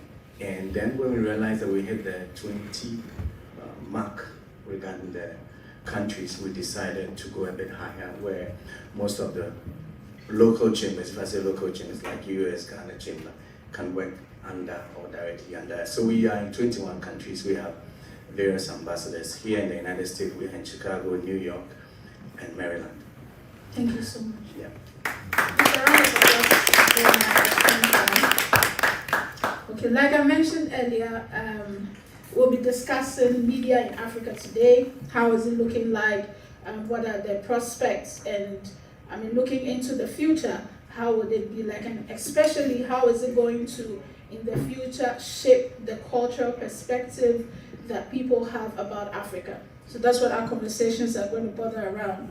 And my first question to you, and anyone can decide to begin, is that considering the dramatic, evolution of media over the years, up until what we see now, especially with people going more on social media. My colleague Kumsin was sharing the statistics earlier, that people are moving away from traditional, media. A lot of people are spending more time online. Do you think that Africa as a continent is catching up with this evolution? And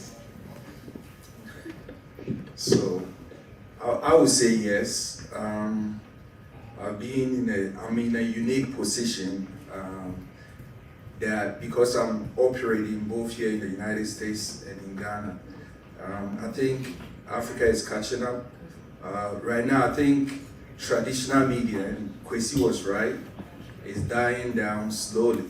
So now what is happening is they are fusing new media into what we know as traditional media. So even a traditional radio station operating, running a program, they still go live just to, because most people, especially outside, they have their phones with them, so they actually, look up content using their phone and not necessarily tuning into a radio station. So I think fusing that is helping, and as you can attest to it, all these radio stations springing up are adopting these new strategies just to engage people. And I think it's critical that we make improvements in that sector. And I think this discussion that we've been having revolving around technology, internet access, and all of that plays into what you're saying. So I would say, like I said, I have a unique eyes because I'm here and I have interest in Ghana. So I think, looking at it, I think yes, we're making progress. that's refreshing to hear. Yes. Okay, I think way back 1997, I happened to be part of a research with BBC. So for Ghana, that's when I entered into media space, and I realized that the media we have now and back then, over 10 years ago, it's not the same. It's not the same not because we are improving or using other social media, but the media personalities can easily be bought by anyone, politicians, by individuals, by anybody, to put something out there. What is lacking now is research. And I want to see that. I want to see people, a journalist, whoever you are, when information is given you to read or to publish, or do you have to do some research? And that is what is lacking. We now, like you said, Africa, we are blessed with time and all. But the point is, do we really have time to do research? Do we, when we have information, do we check the fact? And where are we checking the fact from? Is it coming from the US, so we should believe it? No. So these are things that we need to really look at. And when we do that, it will help us, because for some of us where we're coming from, I'm happy the gentleman says he's coming from France Film School. I'm also coming from France Film School. I did physics, chemistry, math. I wanted to become a medical doctor, but nothing stopped me from still going to the medical field. I did. Why am I saying this? I'm saying these things because when we put a positive thought to our mind, we should be able to achieve an objective. It's not always about, this is about America. I was just telling the senior minister, I've done China for 13 years. China is still doing cash. Because there's a reason. The gentleman said something. between the card, the cashless and the card, who is the intermediary there? Yes. Who's taking that money? So we have situations, I mean, they differ from each other. And when we, as Africans, when we have the opportunity to utilize the media, let's try as much as possible to speak to the positive aspect of Africa. And the world will come to respect us. Yes. Thank you. Amazing. Okay, so, okay, all right. Since it's from the fancy film, I'm from Adisada College. Yeah.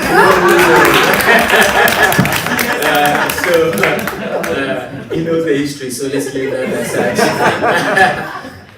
But seriously, I believe that as an individual or from the academia, I always want to look at what is the definition of news, because we see across the globe, or let's use Africa as an example, a lot of media houses are springing up everywhere, some names you can't even pronounce, all because social media have given access. Information is good, but what good is information when it doesn't impact the lives of the people? So I look at the type of information that the media itself is projecting across the globe. And so if you don't have a target audience, or if you don't have a rich content, you may be streaming and you may be broadcasting, but you make no impact in the lives of people. For instance, in the United States, if somebody is a right-wing politician, they have a certain media that they will follow. If somebody is a left-wing politician, they have a certain media that they follow. If you want to be neutral, just to make sure you have an idea of what is going on here and there is a channel that they follow. Because each one of them is biased towards the agenda. But then, at the end of the day, each institution must ensure that they are giving a content that is ethically accurate to the people or the audience that are listening to them. What we see across Africa, not only in Ghana, fortunately for me, the nature of my work allows me to travel a lot. So I've been to every single country in Africa, all 55. And I can tell you for a fact that the problem is not like you see only in Ghana. In Nigeria, it's worse. Because people are just trying to create media content, but the content is not as rich as it ought to be. And I like the fact that when Mr. Dominic is speaking, they said, a few years back, the kind of media that was being projected is completely different from now. Because at this point in time, the Institute of Journalism is technically run by either politicians, because they need a voice, so they have the financial resources, so they establish their own radio channels or TV channels, which is okay, it's part of development. But does that mean that the journalist or the reporter should be biased towards them? That is another school of thought for us to look at, but that is the way I see it. Insightful, very insightful, and I'm excited because I have a lot of young people watching this program, because these are nuggets that, as growing leaders or leaders of tomorrow, they said we shouldn't say tomorrow again, it's now. So leaders of now, these are some of the things we should be hearing, to advise our decisions and make sure we're on the right path. I'll go again to Dr. Dominic. In your work with trade and investments, how has media impacted your work, especially in how media is practiced in Africa? How has it impacted what you do, and what do you think can be improved, probably for people, in that same line of work to take advantage of? Well, in my opinion, it's been good. Thank you. In my opinion, it's been good but challenging. And because I've been in media, I'm very strict. I'm strict in the sense that whatever goes out there is very difficult. If it's negative or if it's not the best, it's very difficult for you to bring it back. Even correcting. I remember there was a time where a publication was made about me in one of the newspapers. It was a very unpopular newspaper. Then I got a newspaper, and my friend called me and said, "Have you seen this?" And I said, "What?" The person went to LinkedIn, and that was some 7 years ago. Went to LinkedIn, picked my picture, and then just write something. At that time, I was a publisher. I have 3 books in Ghana: Health Directory, Financial Directory, and Legal. And when we saw the publication, in fact, the first thing I did was to call my attorney. And then, unfortunately for the journalist, he was coming from a publishing house that we all know. So I couldn't. So we actually have to confront him. And then they asked him a simple question. "Did you pick the information from the internet?" He said, "Yes." "Did you talk to the gentleman before publication?" He said, "No." "Have you ever met him before?" He said, "No." "Do you know what he does?" He said, "No." Then he said, "So what did you write about him?" We live in a society where I don't know whether we are stomach driven, but some of us will not. I'm very strict, very, very strict. Last year I was in about 5 different countries, including Nigeria. Over 5,000 something watching us. And somebody asked a question. He said, "Why is it that Africans, we can work among ourselves, but we're always fighting?" And I told them a simple thing. We should not see ourselves as competitors. We should see ourselves as collaborators. If we can collaborate, like the way I am here, I have different countries watching us. I have most of my people watching me, 21 countries. We have different media people that we work with. Yesterday, GTV called, you are from Ghana. Yes. GTV is a national television station, can reach a lot of people more than. And then they wanted to know what is happening. They've seen this, they've seen that. So whatever I tell them, it should be the positive side. I'm not interested in the negative side. I give very little attention to negative news because it will never change my life. So the point is, we should try as much as possible to project a positive aspect. Our chamber is not old, 2018, but we had other chambers, they've been there since. But now, do you know what is happening? Most of them are doing the same things we're doing. Why? It's not that they don't have a strategy, because they waste a lot of time on negative news, talking too much. One of my weaknesses is I don't talk too much. I speak very less. If you think you can do it, do it. If you can't, don't talk too much. So I believe that has helped me, and like I said, I do a lot of work with the media people. I'm interested in the article you are publishing to the newspaper. I want to see before you publish, because I will take you on. I will use my last CD dollar to take you on. Yes, we have to do that. Because you see, nobody can buy you the reputation you've lost.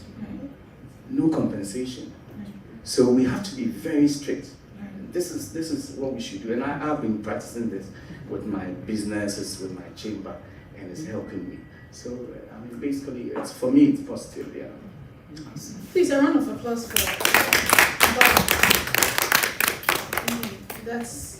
that's deep, and I haven't had, personally haven't had experience with media, but I know a colleague who, and this was just university politics, and wanting to be the SLC president, all of that. And then some other colleagues decided, to publish a story, that was just the opposite of what was happening. And I saw firsthand the impact of that story on the person, and I'm just thinking, they are thinking, oh, we're just putting something out there, because we want to outsmart this person and win this election. But for us behind the scenes, seeing the person breaking down and the emotional impact of that story on the person, I was like, wow, this is really more than what we think it is. Just putting things out there and just, putting any kind of information online. Dr. Abe, I know you run these master classes on leadership. You have CEOs, taking these master classes, other young leaders in different capacities taking these master classes. Teaching them, engaging with them. Do you think that these people in their capacities are using media, especially in impacting their community, their work, etc.? Yes, I would say that the 21st century media has its good side and the bad side. And I completely agree with Dr. Dominic that if you spend your energy talking about the things that will not project the good work, then you end up actually wasting a lot of resources. And sometimes the truth of the matter is you will come to appreciate that just one line of an article has a potential of destroying many years of reputation build. And so at our institute, one of the things we ensure is that students understand the concept of leadership. See, everything is about leadership. If you don't have the right leaders, complacency gets into their mindset. And sometimes when these things happen, they don't care about the impact that either their statement or their action will have on other people, especially those that you will not have the opportunity to clarify to them. And so that is why, whilst we were sitting on the seat while the first panel, both Dr. Dominic and myself and Honorable, we were shaking on the seat because we wanted to make a statement, even though it sounds odd that we're interjecting. Because the truth of the matter is, repetitions are very important. And as an institute and as academia, I always ensure that every student understood that concept, that leadership is a tough job. And so do not take it for granted. Double check, double check, double check until you are very certain. If your gut tells you not to, don't. I always tell my student. Number two, it is also important for us to come to that space of realizing that the voice of a leader goes very, very far. And sometimes a leader may even joke with just an ordinary statement. And the way it will be twisted and the way it will be handled, if you are not careful, all that you have done in this world will have gone haywire. And so one of the things that I always instruct my students to come to the realization is that it is not about you, but about the impact this will have on other people. And so if you are a CEO or if you are a minister of state, if you are a politician, just always keep at the back of your mind that there are thousands and thousands of people looking at you. Some you may know, some you may not know. And so what action can I take to ensure that I build the capacity of the people who are following me? I like the fact that the young man here who runs the techo business mentioned that Honorable Senior Minister has been his great follower. I have studied him in person. I took time to study Honorable Sabuma for almost 6 years, just understanding his level of, years. When he was a Minister of Finance, I took time to study, because the reason is because, he's soft-spoken, but I always want to ensure that the facts that he presents are accurate. Not because he's here, but I am saying this because that is the truth. And as leaders, when we are building the capacity of young people, we need to instill in them to appreciate the fact that there are those who have gone ahead of us, and that when they speak with wisdom based, derived from experience. Right. Experience matters in leadership. Right, absolutely. Thank you so much, Doc. Please, a round of applause for Doc. Emmanuel, I'll come to you. And I'm going to ask you this question because you are more in the youth media space.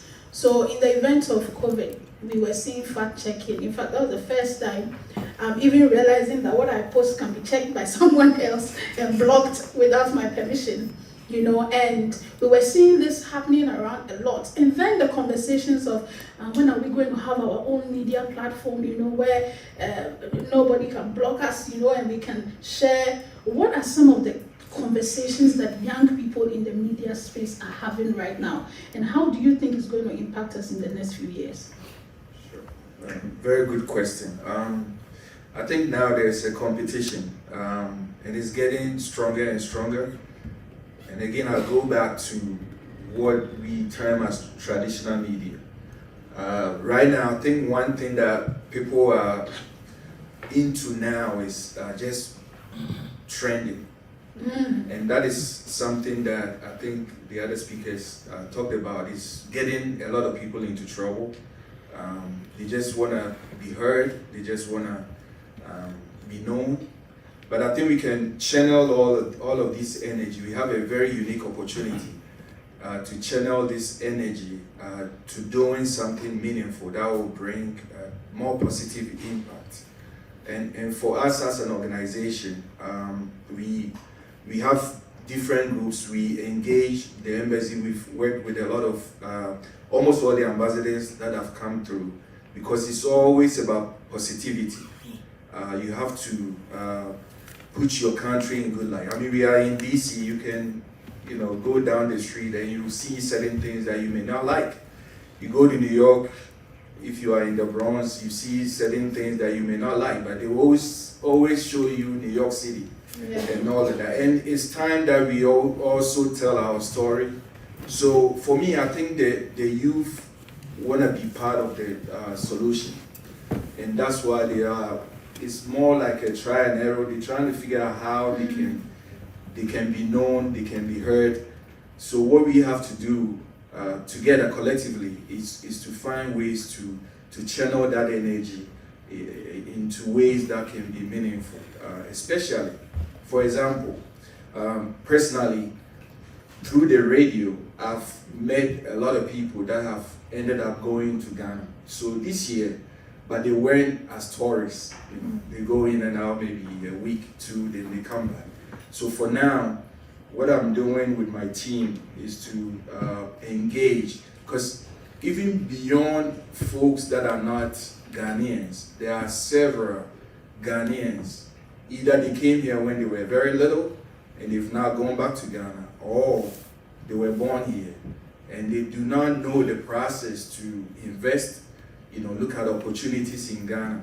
And so we have a very wide array of things that we can do. So I'm engaging with my team that we will actually seek out people, and there's tons of money here. There are a lot of people, and only that they do not have access to the information that is needed, so they can take the next step. So I'm engaging, especially the youth, and I know I'm targeting the youth because I know they are interested in technology. Right. As we've learned today, technology is the way to go now.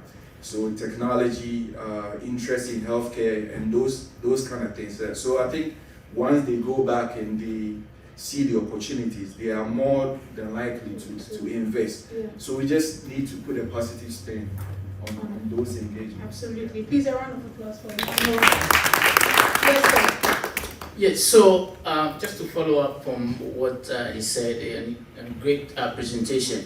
Now, I have also come to the realization, based on years of studies, is that the media in Africa are primarily interested in bringing politicians down. They are interested in bringing people down. And so the attention span goes to bad news. We are quicker to publish bad news than focusing more on the positive good. Yes. Now, take South Africa for example. Now, many people who have not been to South Africa, all they know about South Africa is apartheid and looting and all that.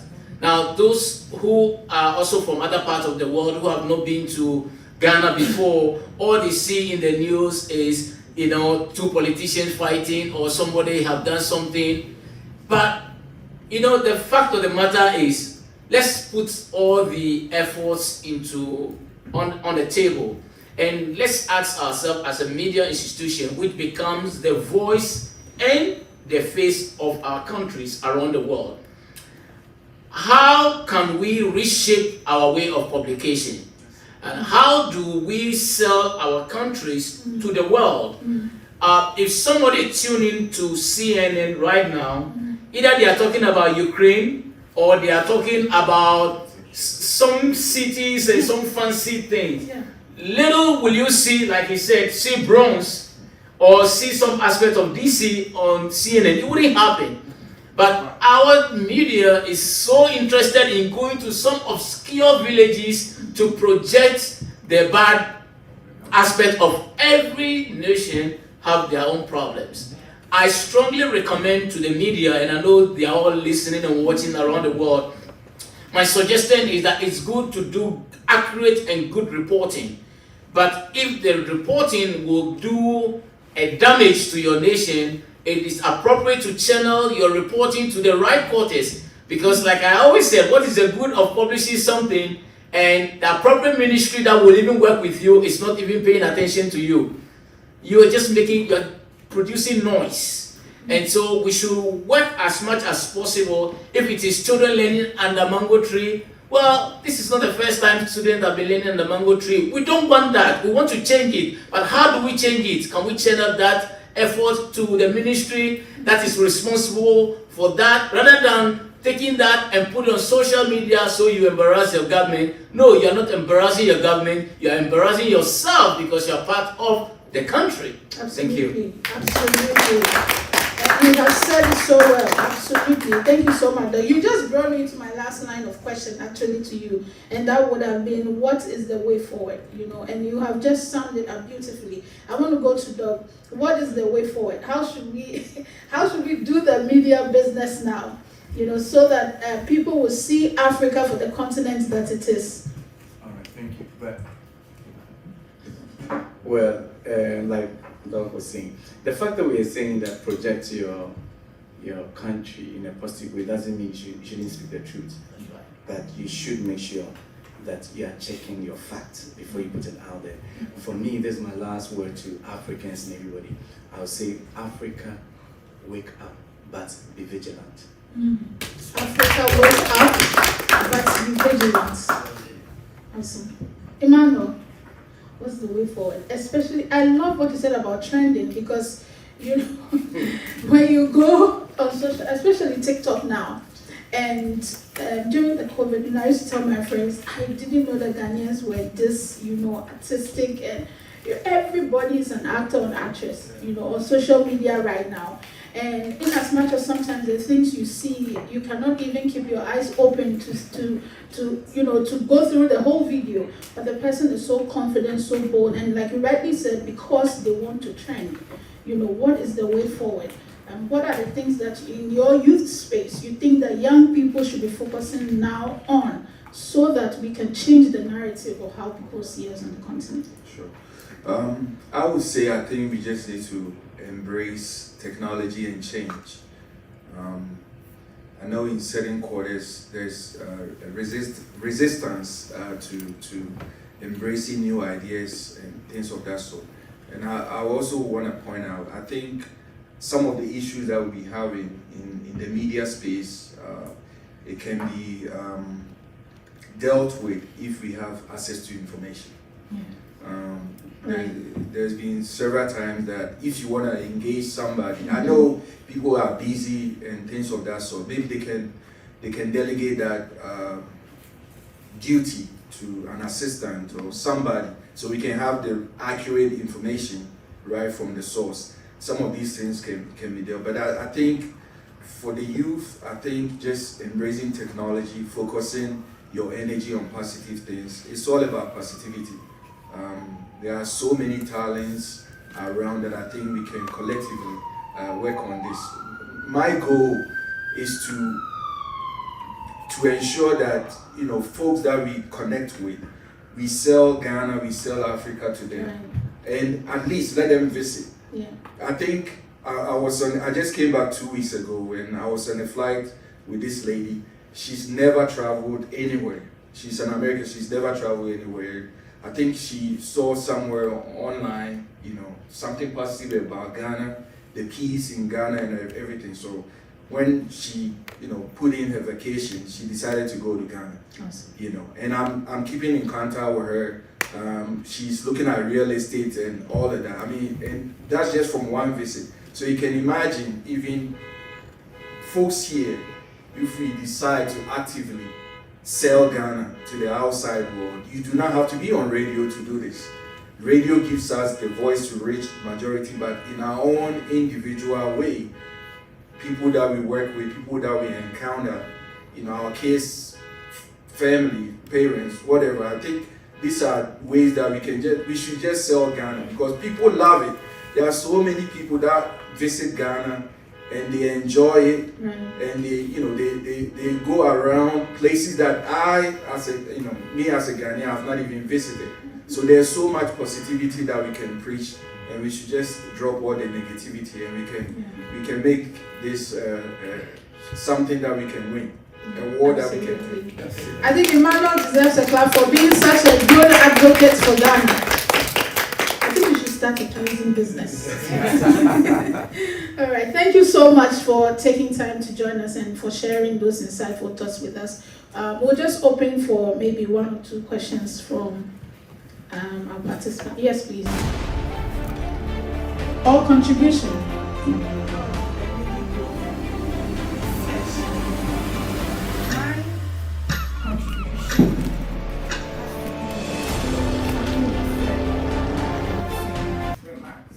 You alluded to the difficulty you encounter in sometimes getting the right information. Yeah. There is currently a system in place. Government is implementing the dictates of the Right Information Act, and it has consequences for non-compliance. So if you require information, for instance, from my organization, you write a letter and you don't respond, there's a system in place to compel me to give you that kind of information. Wow. I think we should. That's good. If there's any takeaway for me for the Black History Festival, is actually discovering and learning about these policies and things that are actually in place in Ghana. And to think that I'm a Ghanaian who have lived in Ghana all my life, and I'm just learning some of these things, and I ask myself a lot of questions. Do you ask questions? Do you find out what is happening in your country? And if we do not know these things, then again, we will keep, putting out the wrong narrative out there. It's difficult. I remember when I was doing my master's thesis, we were trying to get information about something in Ghana, and we go to class and there's no information about Ghana anywhere. It's difficult to find information because we do not just know how to get access to these types of information. Thank you so much for sharing that with us, and I'm really excited to know that something like that is in place. Yes, sir.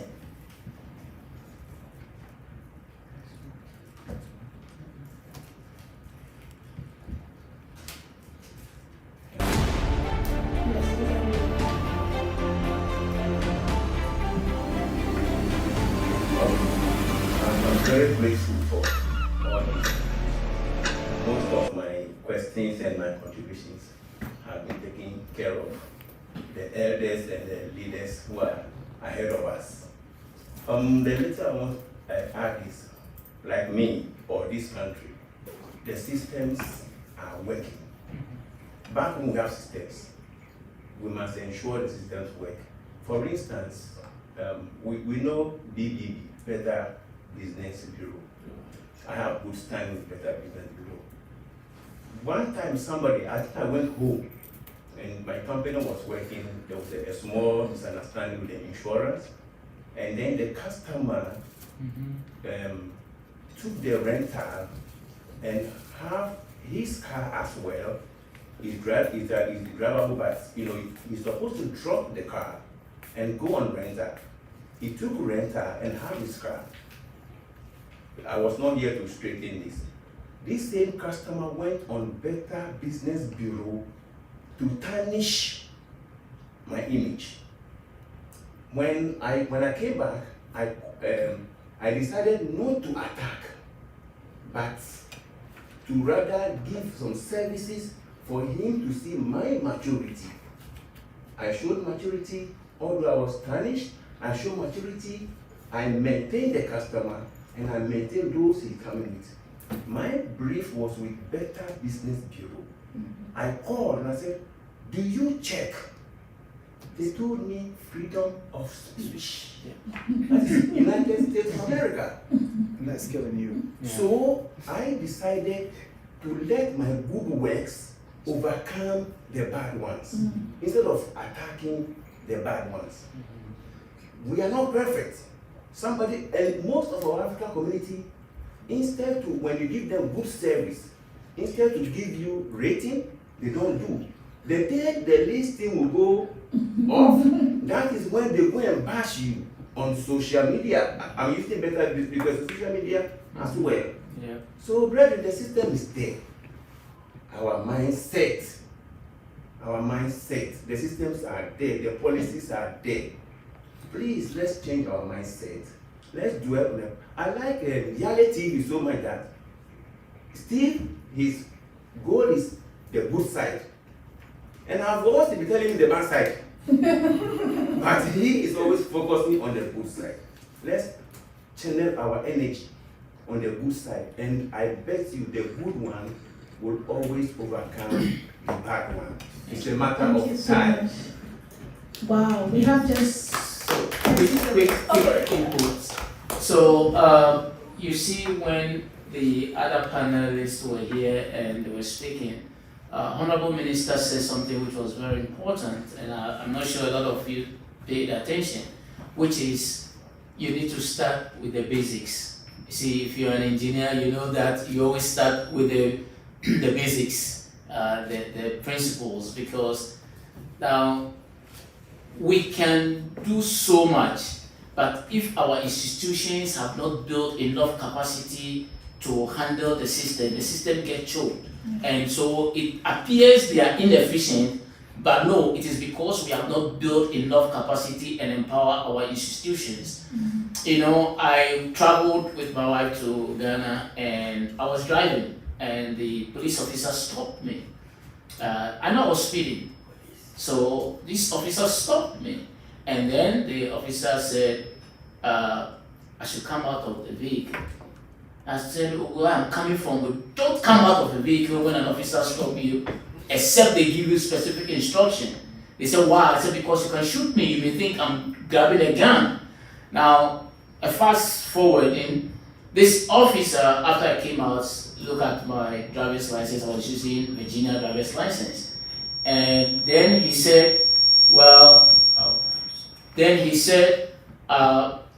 you can go, without any reason. So I said, oh sir, I just want to understand, why did you stop me? Oh no, you're from America, so it's okay, you can go. See, I told my wife, I said, the institution is not working. The thing is there, he has a reason to tell me, sir, you are speeding. And either you get a warning or you get a ticket. That is how the system is supposed to be. You know, because in this part of the world, when 18-year-old police officer stops you, it doesn't matter your rank. You will have to comply.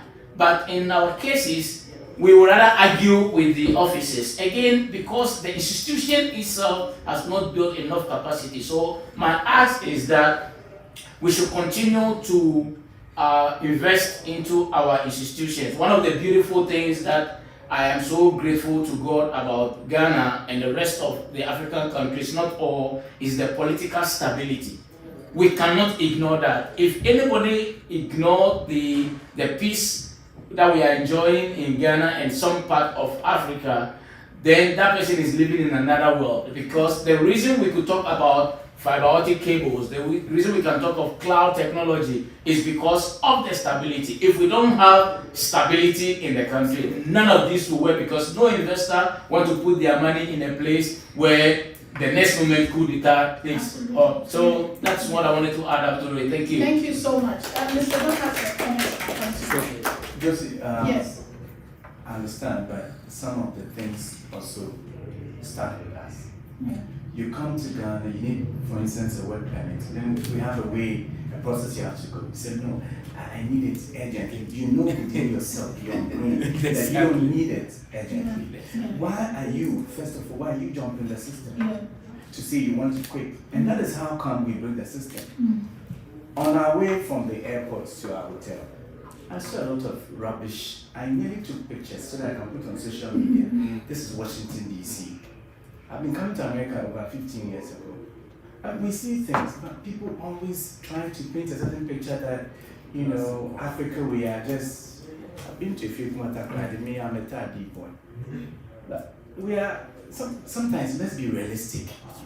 When we try to be realistic with ourselves, first, we'll be able to achieve and help. I'm not interested in so much in government here. Before the government, were you not working? That's right. Yes. You were. So if you want to help the system to work, it should start also with you. And that's me. That's my policy. When it comes to a chamber, they'll tell you, don't do, you have to, if you don't, you cannot pass through the system, go to any other person. Right. But I think it should start with also us. Personal responsibility. Yeah. Thank you so much.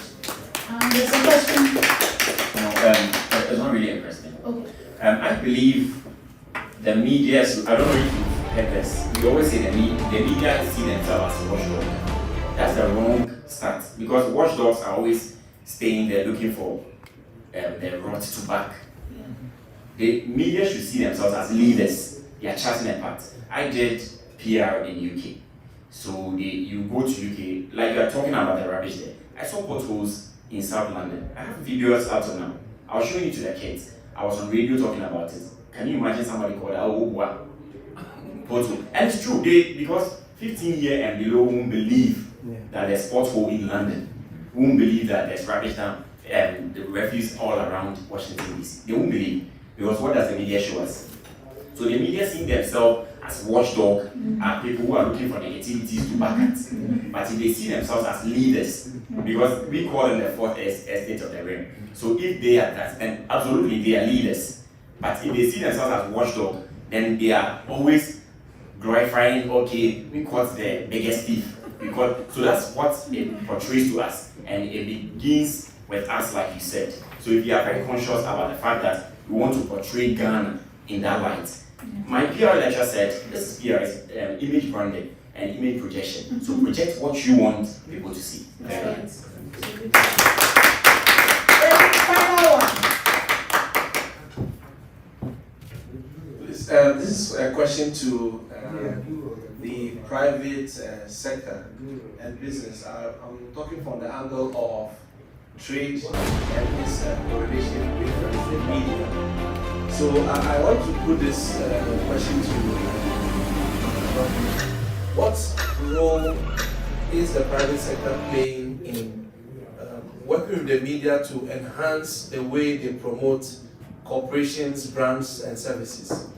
For example, you realize Google and other digital media platforms are playing a key role in promoting businesses, but it's also causing a deficiency in traditional media today, because you could monitor the efficiency of your adverts more on these platforms than in traditional media. So I just want to ask, what are the efforts in working with the private sector, working with media owners to ensure that they promote businesses the way they are supposed to do and attract them to them for their benefit, at the same time for the mutual benefit of the brands that do advertisement and promotion of their services? You know, one interesting thing about the media, people, you see, we don't even talk about the media personalities being, they are corrupt. Have you realized that? They rather brand people. Yes. But when any journalist come for your program, they want solid. Why can't he or she publish the news as it is without taking transport from you? This person works with a station, use the company's car to your office to come and cover a story, yet when he comes, he wants something. And if you don't give him the money, do not. Recently, I told someone that I won't give you until I see my story on TV. So they said, "Don't be hard." I said, "I want to be hard." Because, listen, it's not supposed to be like that. Yes. Now, what we can do, and I was in Dubai last year, I got a very good media stations interviewing, and I was wondering why my colleagues are there. Talking about France International, 24, those people, not Al Jazeera, there's another one. And because they said I'm the only one that is a bit tough on the other countries, because I say that the other countries cannot exist without Africa. If you think you are rich, stay in your country. Do you understand? The same way, we have to work in the media in a certain way the media is, they are like this, the next day they are like that. So as a private person, you find a common ground where you can be in between. When you realize that, Charlie, they need your support, give them. They may do stories without really taking anything from you. Although I'm saying that it's not supposed to be. But what we do is that we encourage a lot of our business people to have the media assist them in, for instance, documentary, when you want to do a good documentary, and instead of you to just go and pick, a normal photographer or somebody else, you use those people, those kind of media you've been working with, you use them. They feel part of you, that you're involving them in the things you're doing, and then you try to grow together. I don't know whether I've been able to answer your question, but that's my opinion. Yeah. I think so. I want to be biased. Any question from a lady? Any question? Yes, I knew there was a lady who had a question. It's not a question, it's more of a contribution. Yes. Being a Pan-Africanist, I like to identify as a Pan-Africanist, working with youth across the continent, mostly trying to influence the re-narration of the African story from the African perspective by the African. It's interesting to see how, most young people are really interested in, let me put it as public diplomacy or cultural diplomacy, where we are at a verge of trying to contribute to Pan-Africanism by resharing the African cultural values. And then on social media, let's call them influencers. Everything fashion, African music, everything you can to rebrand Africa as a cultural competitor, you are putting it out there. And then you go to the traditional media, and that is not what you see there. So CNN will do all the good things about Africa. Now the efforts is, towards Russia. Everybody's talking about Russia. African youth on social media are doing everything influencing from braids, fashion, food. And then the traditional media, unfortunately, is doing the very opposite of what the youth are trying to achieve. So unfortunately, I dare say that the African youth now understand Pan-Africanism. We want to pursue Pan-Africanism. We want to put Africa as a global state that we can compete culturally. I mean, in terms of Pan-Africanism now, it looks as if African culture can push us to that status than our politics or our economics. So cultural diplomacy has become important, especially if we are using social media. Unfortunately, traditional media is not giving us that push that we require. So for the many people in traditional media, because of corruption, Solé and a couple of things, they really have to come to the point to understand that the future of Africa is first through us, and then we have to be responsible. It's a matter of responsibility. You have to be, you have to be cautious that whatever you put there, it goes a long way to, yes. So somebody said the internet doesn't forget. I think sometime on social media, they said there was a trend that if anyone asks you, do you have a lion as a pet in Africa? She said yes. Or do you live on the tree? She said yes, because these were some of the things that were coming up. So we have to find a way to make it interesting and fun. But at the end of the day, we should look at it from a point of cultural diplomacy. We are all diplomats for the continent. It doesn't require the ambassador to go and stand somewhere to say good things about the continent. We are all diplomats of the continent, and that's how I like to conclude. Thank you so much. Thank you. On that note, I reiterate what the doctor said, Africa wake up, but be vigilant. Yeah. Thank you so much. It's such a great session. Thank you. Please, I want to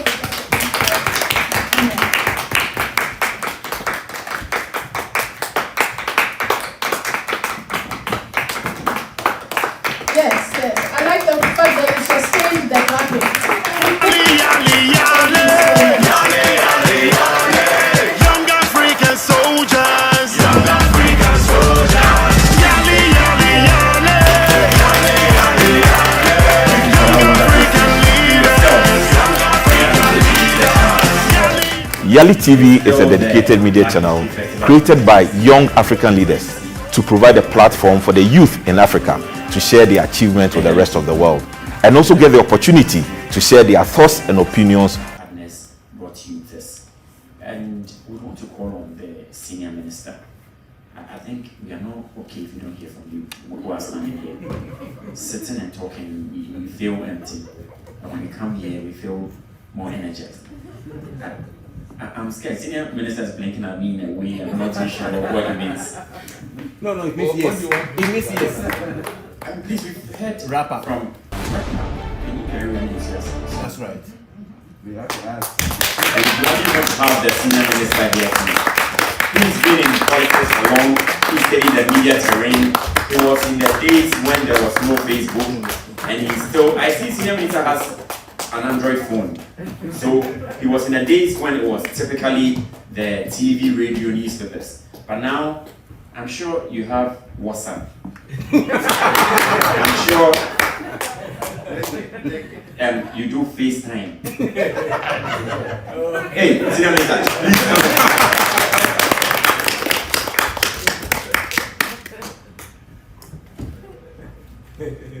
Thank you very much.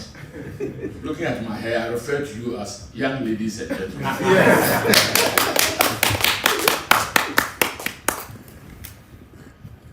One of our ladies, one of our CEOs mentioned the Right to Information Act in Ghana. It's been passed over a year ago. When the law was passed last year, the law allows for about 1 year of, call it familiarization, until it is implemented. But many Ghanaians don't know about it. Whom do you blame? Certainly the government.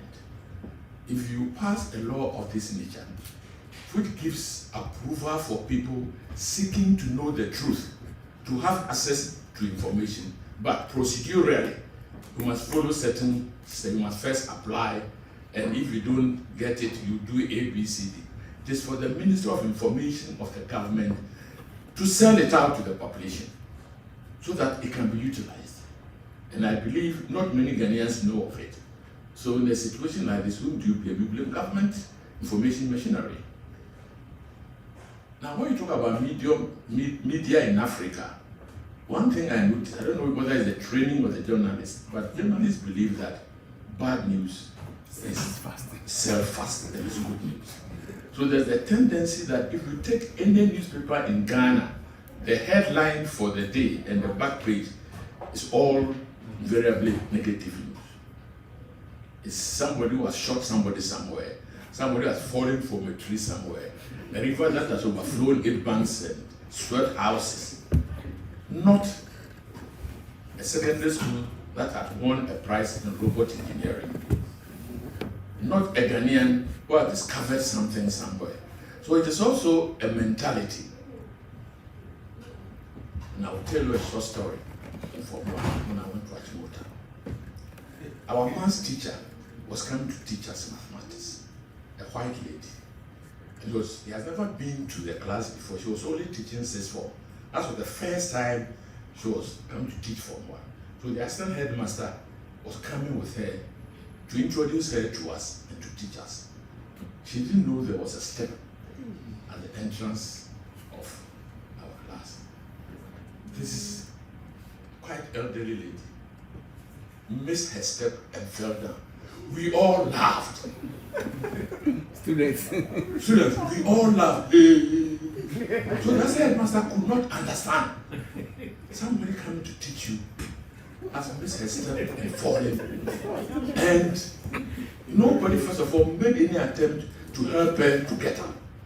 We were laughing as if we enjoyed the fact that this lady had fallen down. But wasn't it Ghanaian? When people fall down in our system, we laugh. Yeah. Before we even begin to find out whether he's hurt himself. That's true. It's Ghanaian. They're human. Is it human? Yes, human. I think that in the UK is different. It also started in the UK. When somebody falls, my God, there is that sympathy. Comes first. In Ghana, hey, what have you? So it is Ghanaian. So we really have to, it's education, it's the basics.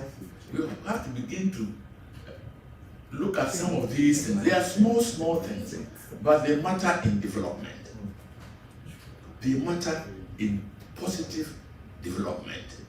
And I think we would have to really ask one of our investors to specialize in media. It must be Legon because they have a very well-established communication studies.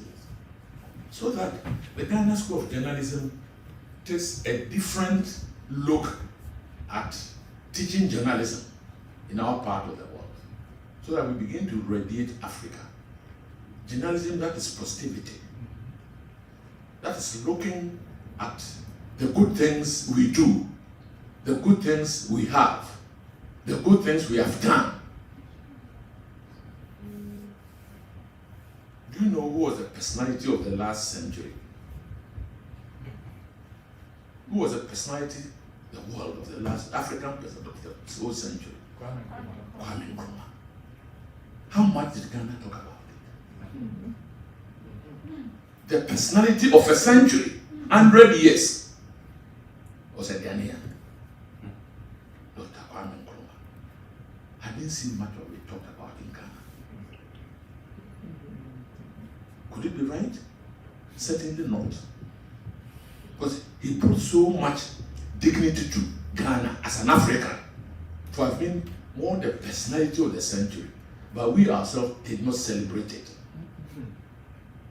I think we should. So it's all part of that positivity that I think we should begin to address to ourselves. Journalism is called the fourth estate. The first is the executive, the second is parliament, the third is the judiciary, and we refer to it as the fourth realm of the estate. That they have that much power that they are counted along line: executive, parliament, judiciary, journalism. They should naturally be positive. It will help us a lot. And I think now that it's developing and developing right, we should all, we always want the government to do it. No, it should not always be government. The private sector should also get involved. You know, I happen to have been Minister of Finance before becoming Minister for Education and Sports. And the late Honorable Mainwetu was the Minister for Education and Sports before, and we asked him. And in the time he applied for money from the Minister of Finance, say 100, I gave him about a quarter. Sports, I didn't give him much. So when I became Minister for Sports, I knew I was going to be treated the same way. But I didn't really think much about wasting or spending government resources on football, because I went to Kolebu my first week as Minister of Finance and saw pregnant women lying on the floor. So 2-3 children in one single incubator. Incubators are meant one per child because of infection. You go to Kolebu, there were 2 in an incubator. So I didn't think that we should spend the country's resources on football. If anything, we should go to health and education. This is how I was. So I decided to find money to support sports outside the budget. And if you trace the time I was a minister, we didn't take a peso from the treasury. So I went around all the banks, having myself come from the banking system, that we are playing the World Bank Series, World Cup Series, and I needed resources. Each bank gave me minimum 100,000 in those days. I went to the mines, with making money out of Ghana, and every bank helped, except one. And the one who refused to help later gave us the biggest. I invited a managing director of a banking company, a mining company, to my office. And it was so rude to me. One night I said, well, I'm trying to promote football, soccer, and I wanted your contribution. His response was that I did not come to Ghana to support soccer. I came here to make money for my company. So I have nothing to give you. And the way he said it, he was from South Africa. It was rude and sharp. So I also said, leave my office immediately. He came with a Ghanaian. So the Ghanaian knew I was annoyed. I said, please leave my office. He left my office. Then after about 5 days, he applied to now come and see me. He was talked to by other people. Saying, the minister was mad. He came, he sat down. I said, look, your company gave $12.5 million to support cricket in South Africa. And this is the reporting I have. This is your annual report. Look at line 13. You spend this on sports. You come to Ghana, I ask you money, you say you are not here for soccer. He apologized and immediately promised something. And finally, he supported soccer with $3 million. Wow. My total budget for football is 2.8 million. And I got 3 million. So how do I go and put some budget resources? Forget it. I've made enough from the private sector. So we should always bring this theory that people are making money from our economy. You should make them contribute effectively to the economy.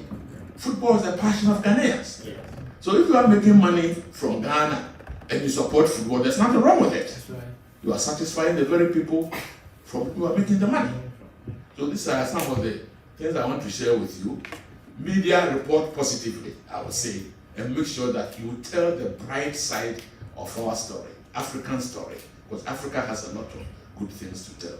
Thank you very much. Thank you. But on that note, sharing that Achimota story, I think it was great. But it is more Ghanaian that if you're in secondary school, you have nickname. What's your nickname in Achimota? I had a very good one, but I won't say it. Thank you so much, Honorable Osafuma. This is a great man, and I think this round of applause is too low for such deep words shared here.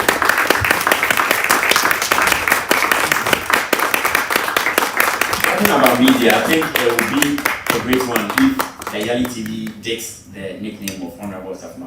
We'll do that. In the next report, headline. Would that be a bad news? Good news, good news. Will they qualify for bad news or good news?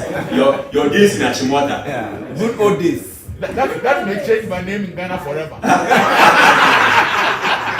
Good old days. That's interesting. So you've enjoyed 3 days of back-to-back Black History Festival, and we are so glad you've been with us throughout.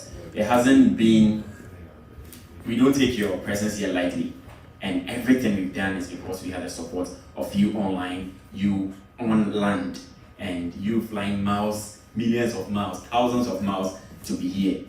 Kilometers and miles. Americans, they have a way of, yes, you use miles, but we use kilometers. So I'm unable to calculate. So there are thousands of miles here, and we have another initiative that we want to. We are not resting. Like I told you, if you have a general manager like Salasi, you won't be big, you'll be like me.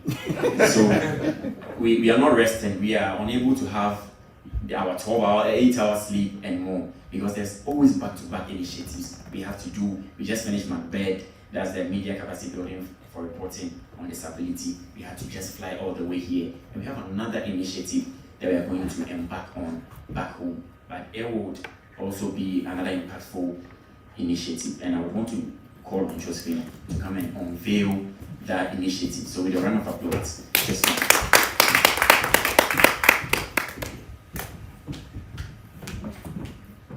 Thank you so much, Vincent. And thank you so much, Honorable, for that presentation. I so enjoyed it. Thank you so much.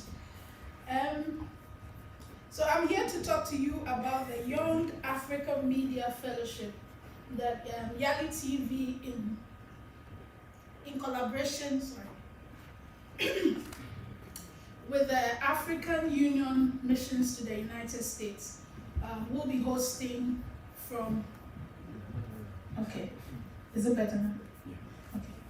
We'll be hosting from April 29th to the 28th of May 2022. And I'll just run you through briefly what the project is about, and you sit back, relax, and see how you can partner, collaborate with us in making this program a success.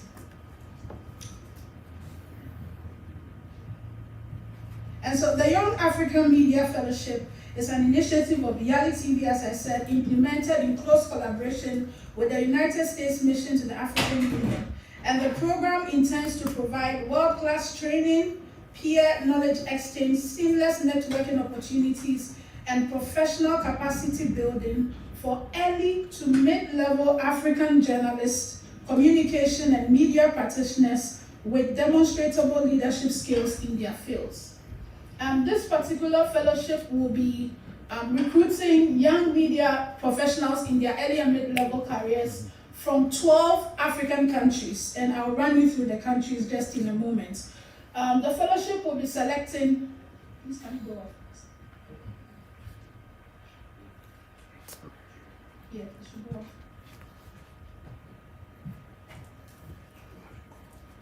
Thank you.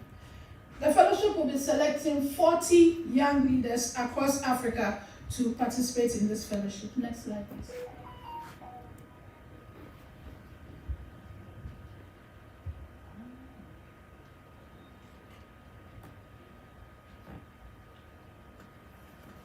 So as I did mention, we'll be recruiting fellows from Ghana, Nigeria, Senegal, Rwanda, Cameroon, Gabon, Angola, Mozambique, Eswatini, South Africa, Ethiopia, and Kenya. And the United States Mission to the African Union wanted us to recruit these young people from the African Union member states. And that is why you have the countries listed.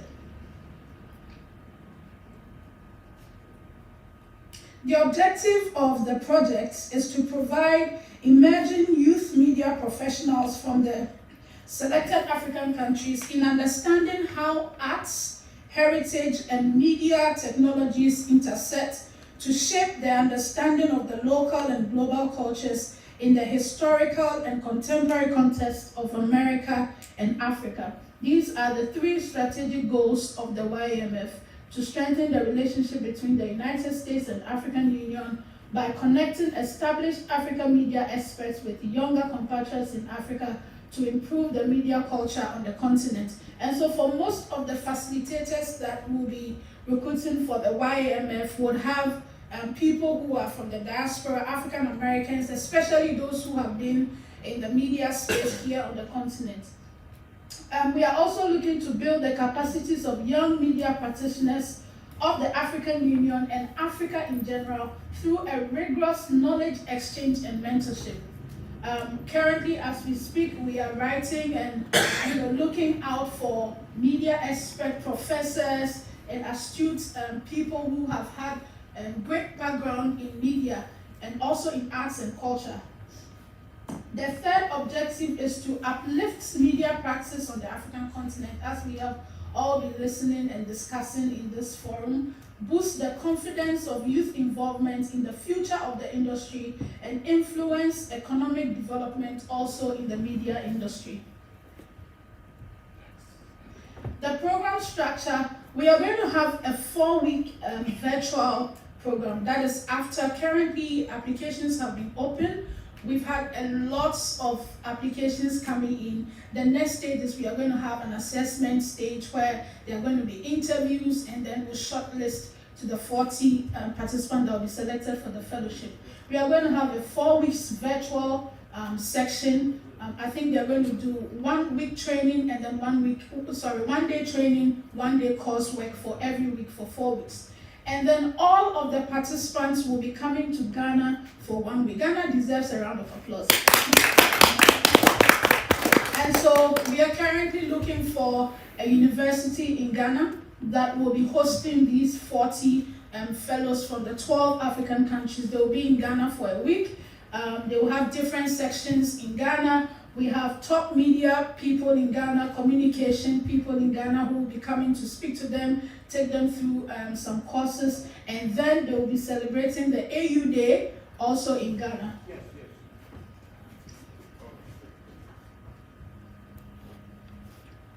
So as I said, applications were already open in December 20 and was to close in February 15, but we extended it a bit to allow more people to apply. And then we'll have the selection and vetting, and immediately the training will begin in March. And for the first part of the training, because we wanted a lot of young people to benefit, we will first select 120 for the semi-finals. So the 120 participants will go through the virtual training. And then after that training, we'll select the 40 finalists who will be coming to Ghana for that 1 week. Currently, this is the team that is working with us on the project, but we are sharing this with you because we do understand that some of you are in organizations, or you have the capacity to support the YMF in one way or the other. But currently, it's being led by Yali TV in Africa, the Jacobs Abbey Global Institute of Leadership Studies, led by Dr. Jacob, who was on the stage a while ago. And then we have a global team of young people across board that actually developed the curriculum. And if you would like to see the curriculum so that you can recommend a facilitator or a professor, we are able to share that with you. And then also for the assessors, we are using a global team to be able to do that. And then Qua Media as well is supporting on this project. We invite you to come on board. International support, like I mentioned, we are doing it in close collaboration with the United States Mission to the African Union, the Department of State for Young African Leaders, that is the YALI program, and then the Wilson Center in the US. You can engage with us for the YMF through strategic partnerships, and that will depend on your organization and how you want to collaborate with the program. And then there is financial sponsorship, which I'm looking forward to speak to Honorable to give me guidelines on how I can collect money, because I think he did it very well. And so you can also partner with us financially in hosting this program, or you can nominate a youth from these countries that are listed to participate in the program. You can also nominate, like I said, a facilitator, a professor, a leader, a youth influencer that you believe that has the capacity to be able to facilitate a session for this training. Thank you so much. So that is about the Young African Media Fellowship. We look forward to a very exciting time with the fellows in Ghana. We will update you as the program goes by. If you are in Ghana around May from 22nd all through to 28th, when the fellows will be in Ghana, we invite you to join us for the AU Summit that we'll be hosting on the YMF. Thank you so much, and I think I deserve a round of applause. Please give it to her. Requested it means a lot. So, and did you watch here? You need this video. The senior minister is clapping for you. That's a big deal. Thank you. All right. So the AU ambassador asked us that she just returned from the AU summit, and as you are aware, so she'll be here on Saturday. So we'll be back here on Saturday to have the AU Day, and tomorrow we are going to the National Mall and other tours that we have in stock. So it will be a good time to network amongst us. So don't be left out. This is the time you would want to have a tete-a-tete with the senior minister, Dr. Abe, bosses from free zones, and Mr. Dominic and everybody here. I would want to have all your cards in that informal way as well. So tomorrow we'll go to the National Mall, and it continues through to Saturday and Sunday. So we'll come here to launch the AU Day on Saturday, and we are having the big woman herself here. So on that note, on behalf of the entire coordinators and management of Black History Festival, we bring today's session to an end, but we want to call on Madam Mrs. Abiu to give us a closing remarks. With a round of applause, Mrs. Abiu. Is there a way you clap for the ladies? Because the gentlemen, some energy, and when we are calling the women, we want to be sweet. So please, Mrs. Abiu likes fans. Please, until she's here.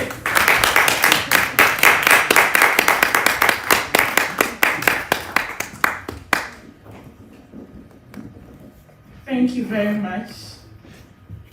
I think you would all agree with me that we've had a very wonderful in terms of content, 3 days of serious engagement. And I would want us to just see the contribution and the impact that one person had made to the whole event.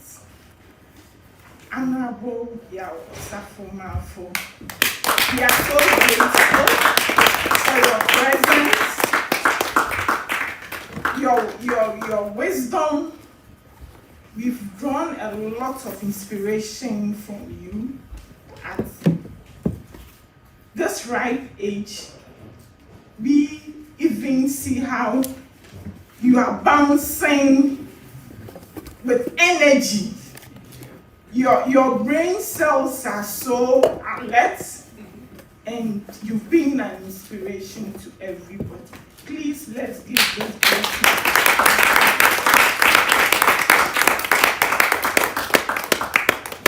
And to the organizers, particularly Mr. Stephen Selassie, I told you that this is just a seed. This seed will germinate and blossom into a mega event. Amen. Let us maximize the contacts, the networking sessions, and put into practice every good thing that we are picking from here. Let us be part of the cultural aspects. It is all to learn something. America is great because they honor their heroes. That is something we should pick from them. And for me, it would be a joy to see you next year. It would be a joy to see this event growing and, most importantly, impacting lives, the younger generation. So thank you all for coming. And God bless. Thank you, Mrs. Sabio. Please, you can do it better for her. But I want to end on this note. We can all agree that our big men, our influential people in Africa, don't leave memoirs. They die without writing books. They die without leaving memoirs. So we start on -1. Whilst the Barack Obamas, the Martin Luther Kings have books for their people to refer to, so they don't repeat the mistakes of those people. Honorable Safo-Malfo, you can't leave this earth without writing a book. On that note, I'm not saying you are leaving soon. But you would have to write a memoir. And this is something you can't really, no, you can't. Special request. You can dictate it to us. We are available to write. Reality TV is available to write this memoir. Because sharing this deep knowledge here, you can't go to. It sounds like I'm pushing too early. But please, kindly, we are available to do this memo. You saw what we do back to back with the events. These are made up of very astute professionals from the media, from the NGOs, from the energy sectors coming together. And we have the Upman here, whose quote you are referring to, direction is more important than speed. He said that, and he's part of the team. So we are available. If you want to dictate your memoirs, we are available to write it for you. You can't, like you heard her, you shared so much, and we want to read your memoir so that the next generation, that is us and those after us, will know that this is the way to go. Thank you all, and God bless you. And we want to have a group picture here, close to where the banner is, the African Union banner is. So please, let's all gather. Thank you. And we still have things from the exhibitors around, so please don't leave without buying anything from them. Their fascinators, their natural foods, their clothing, and more. So please make sure you grab something, spend some money on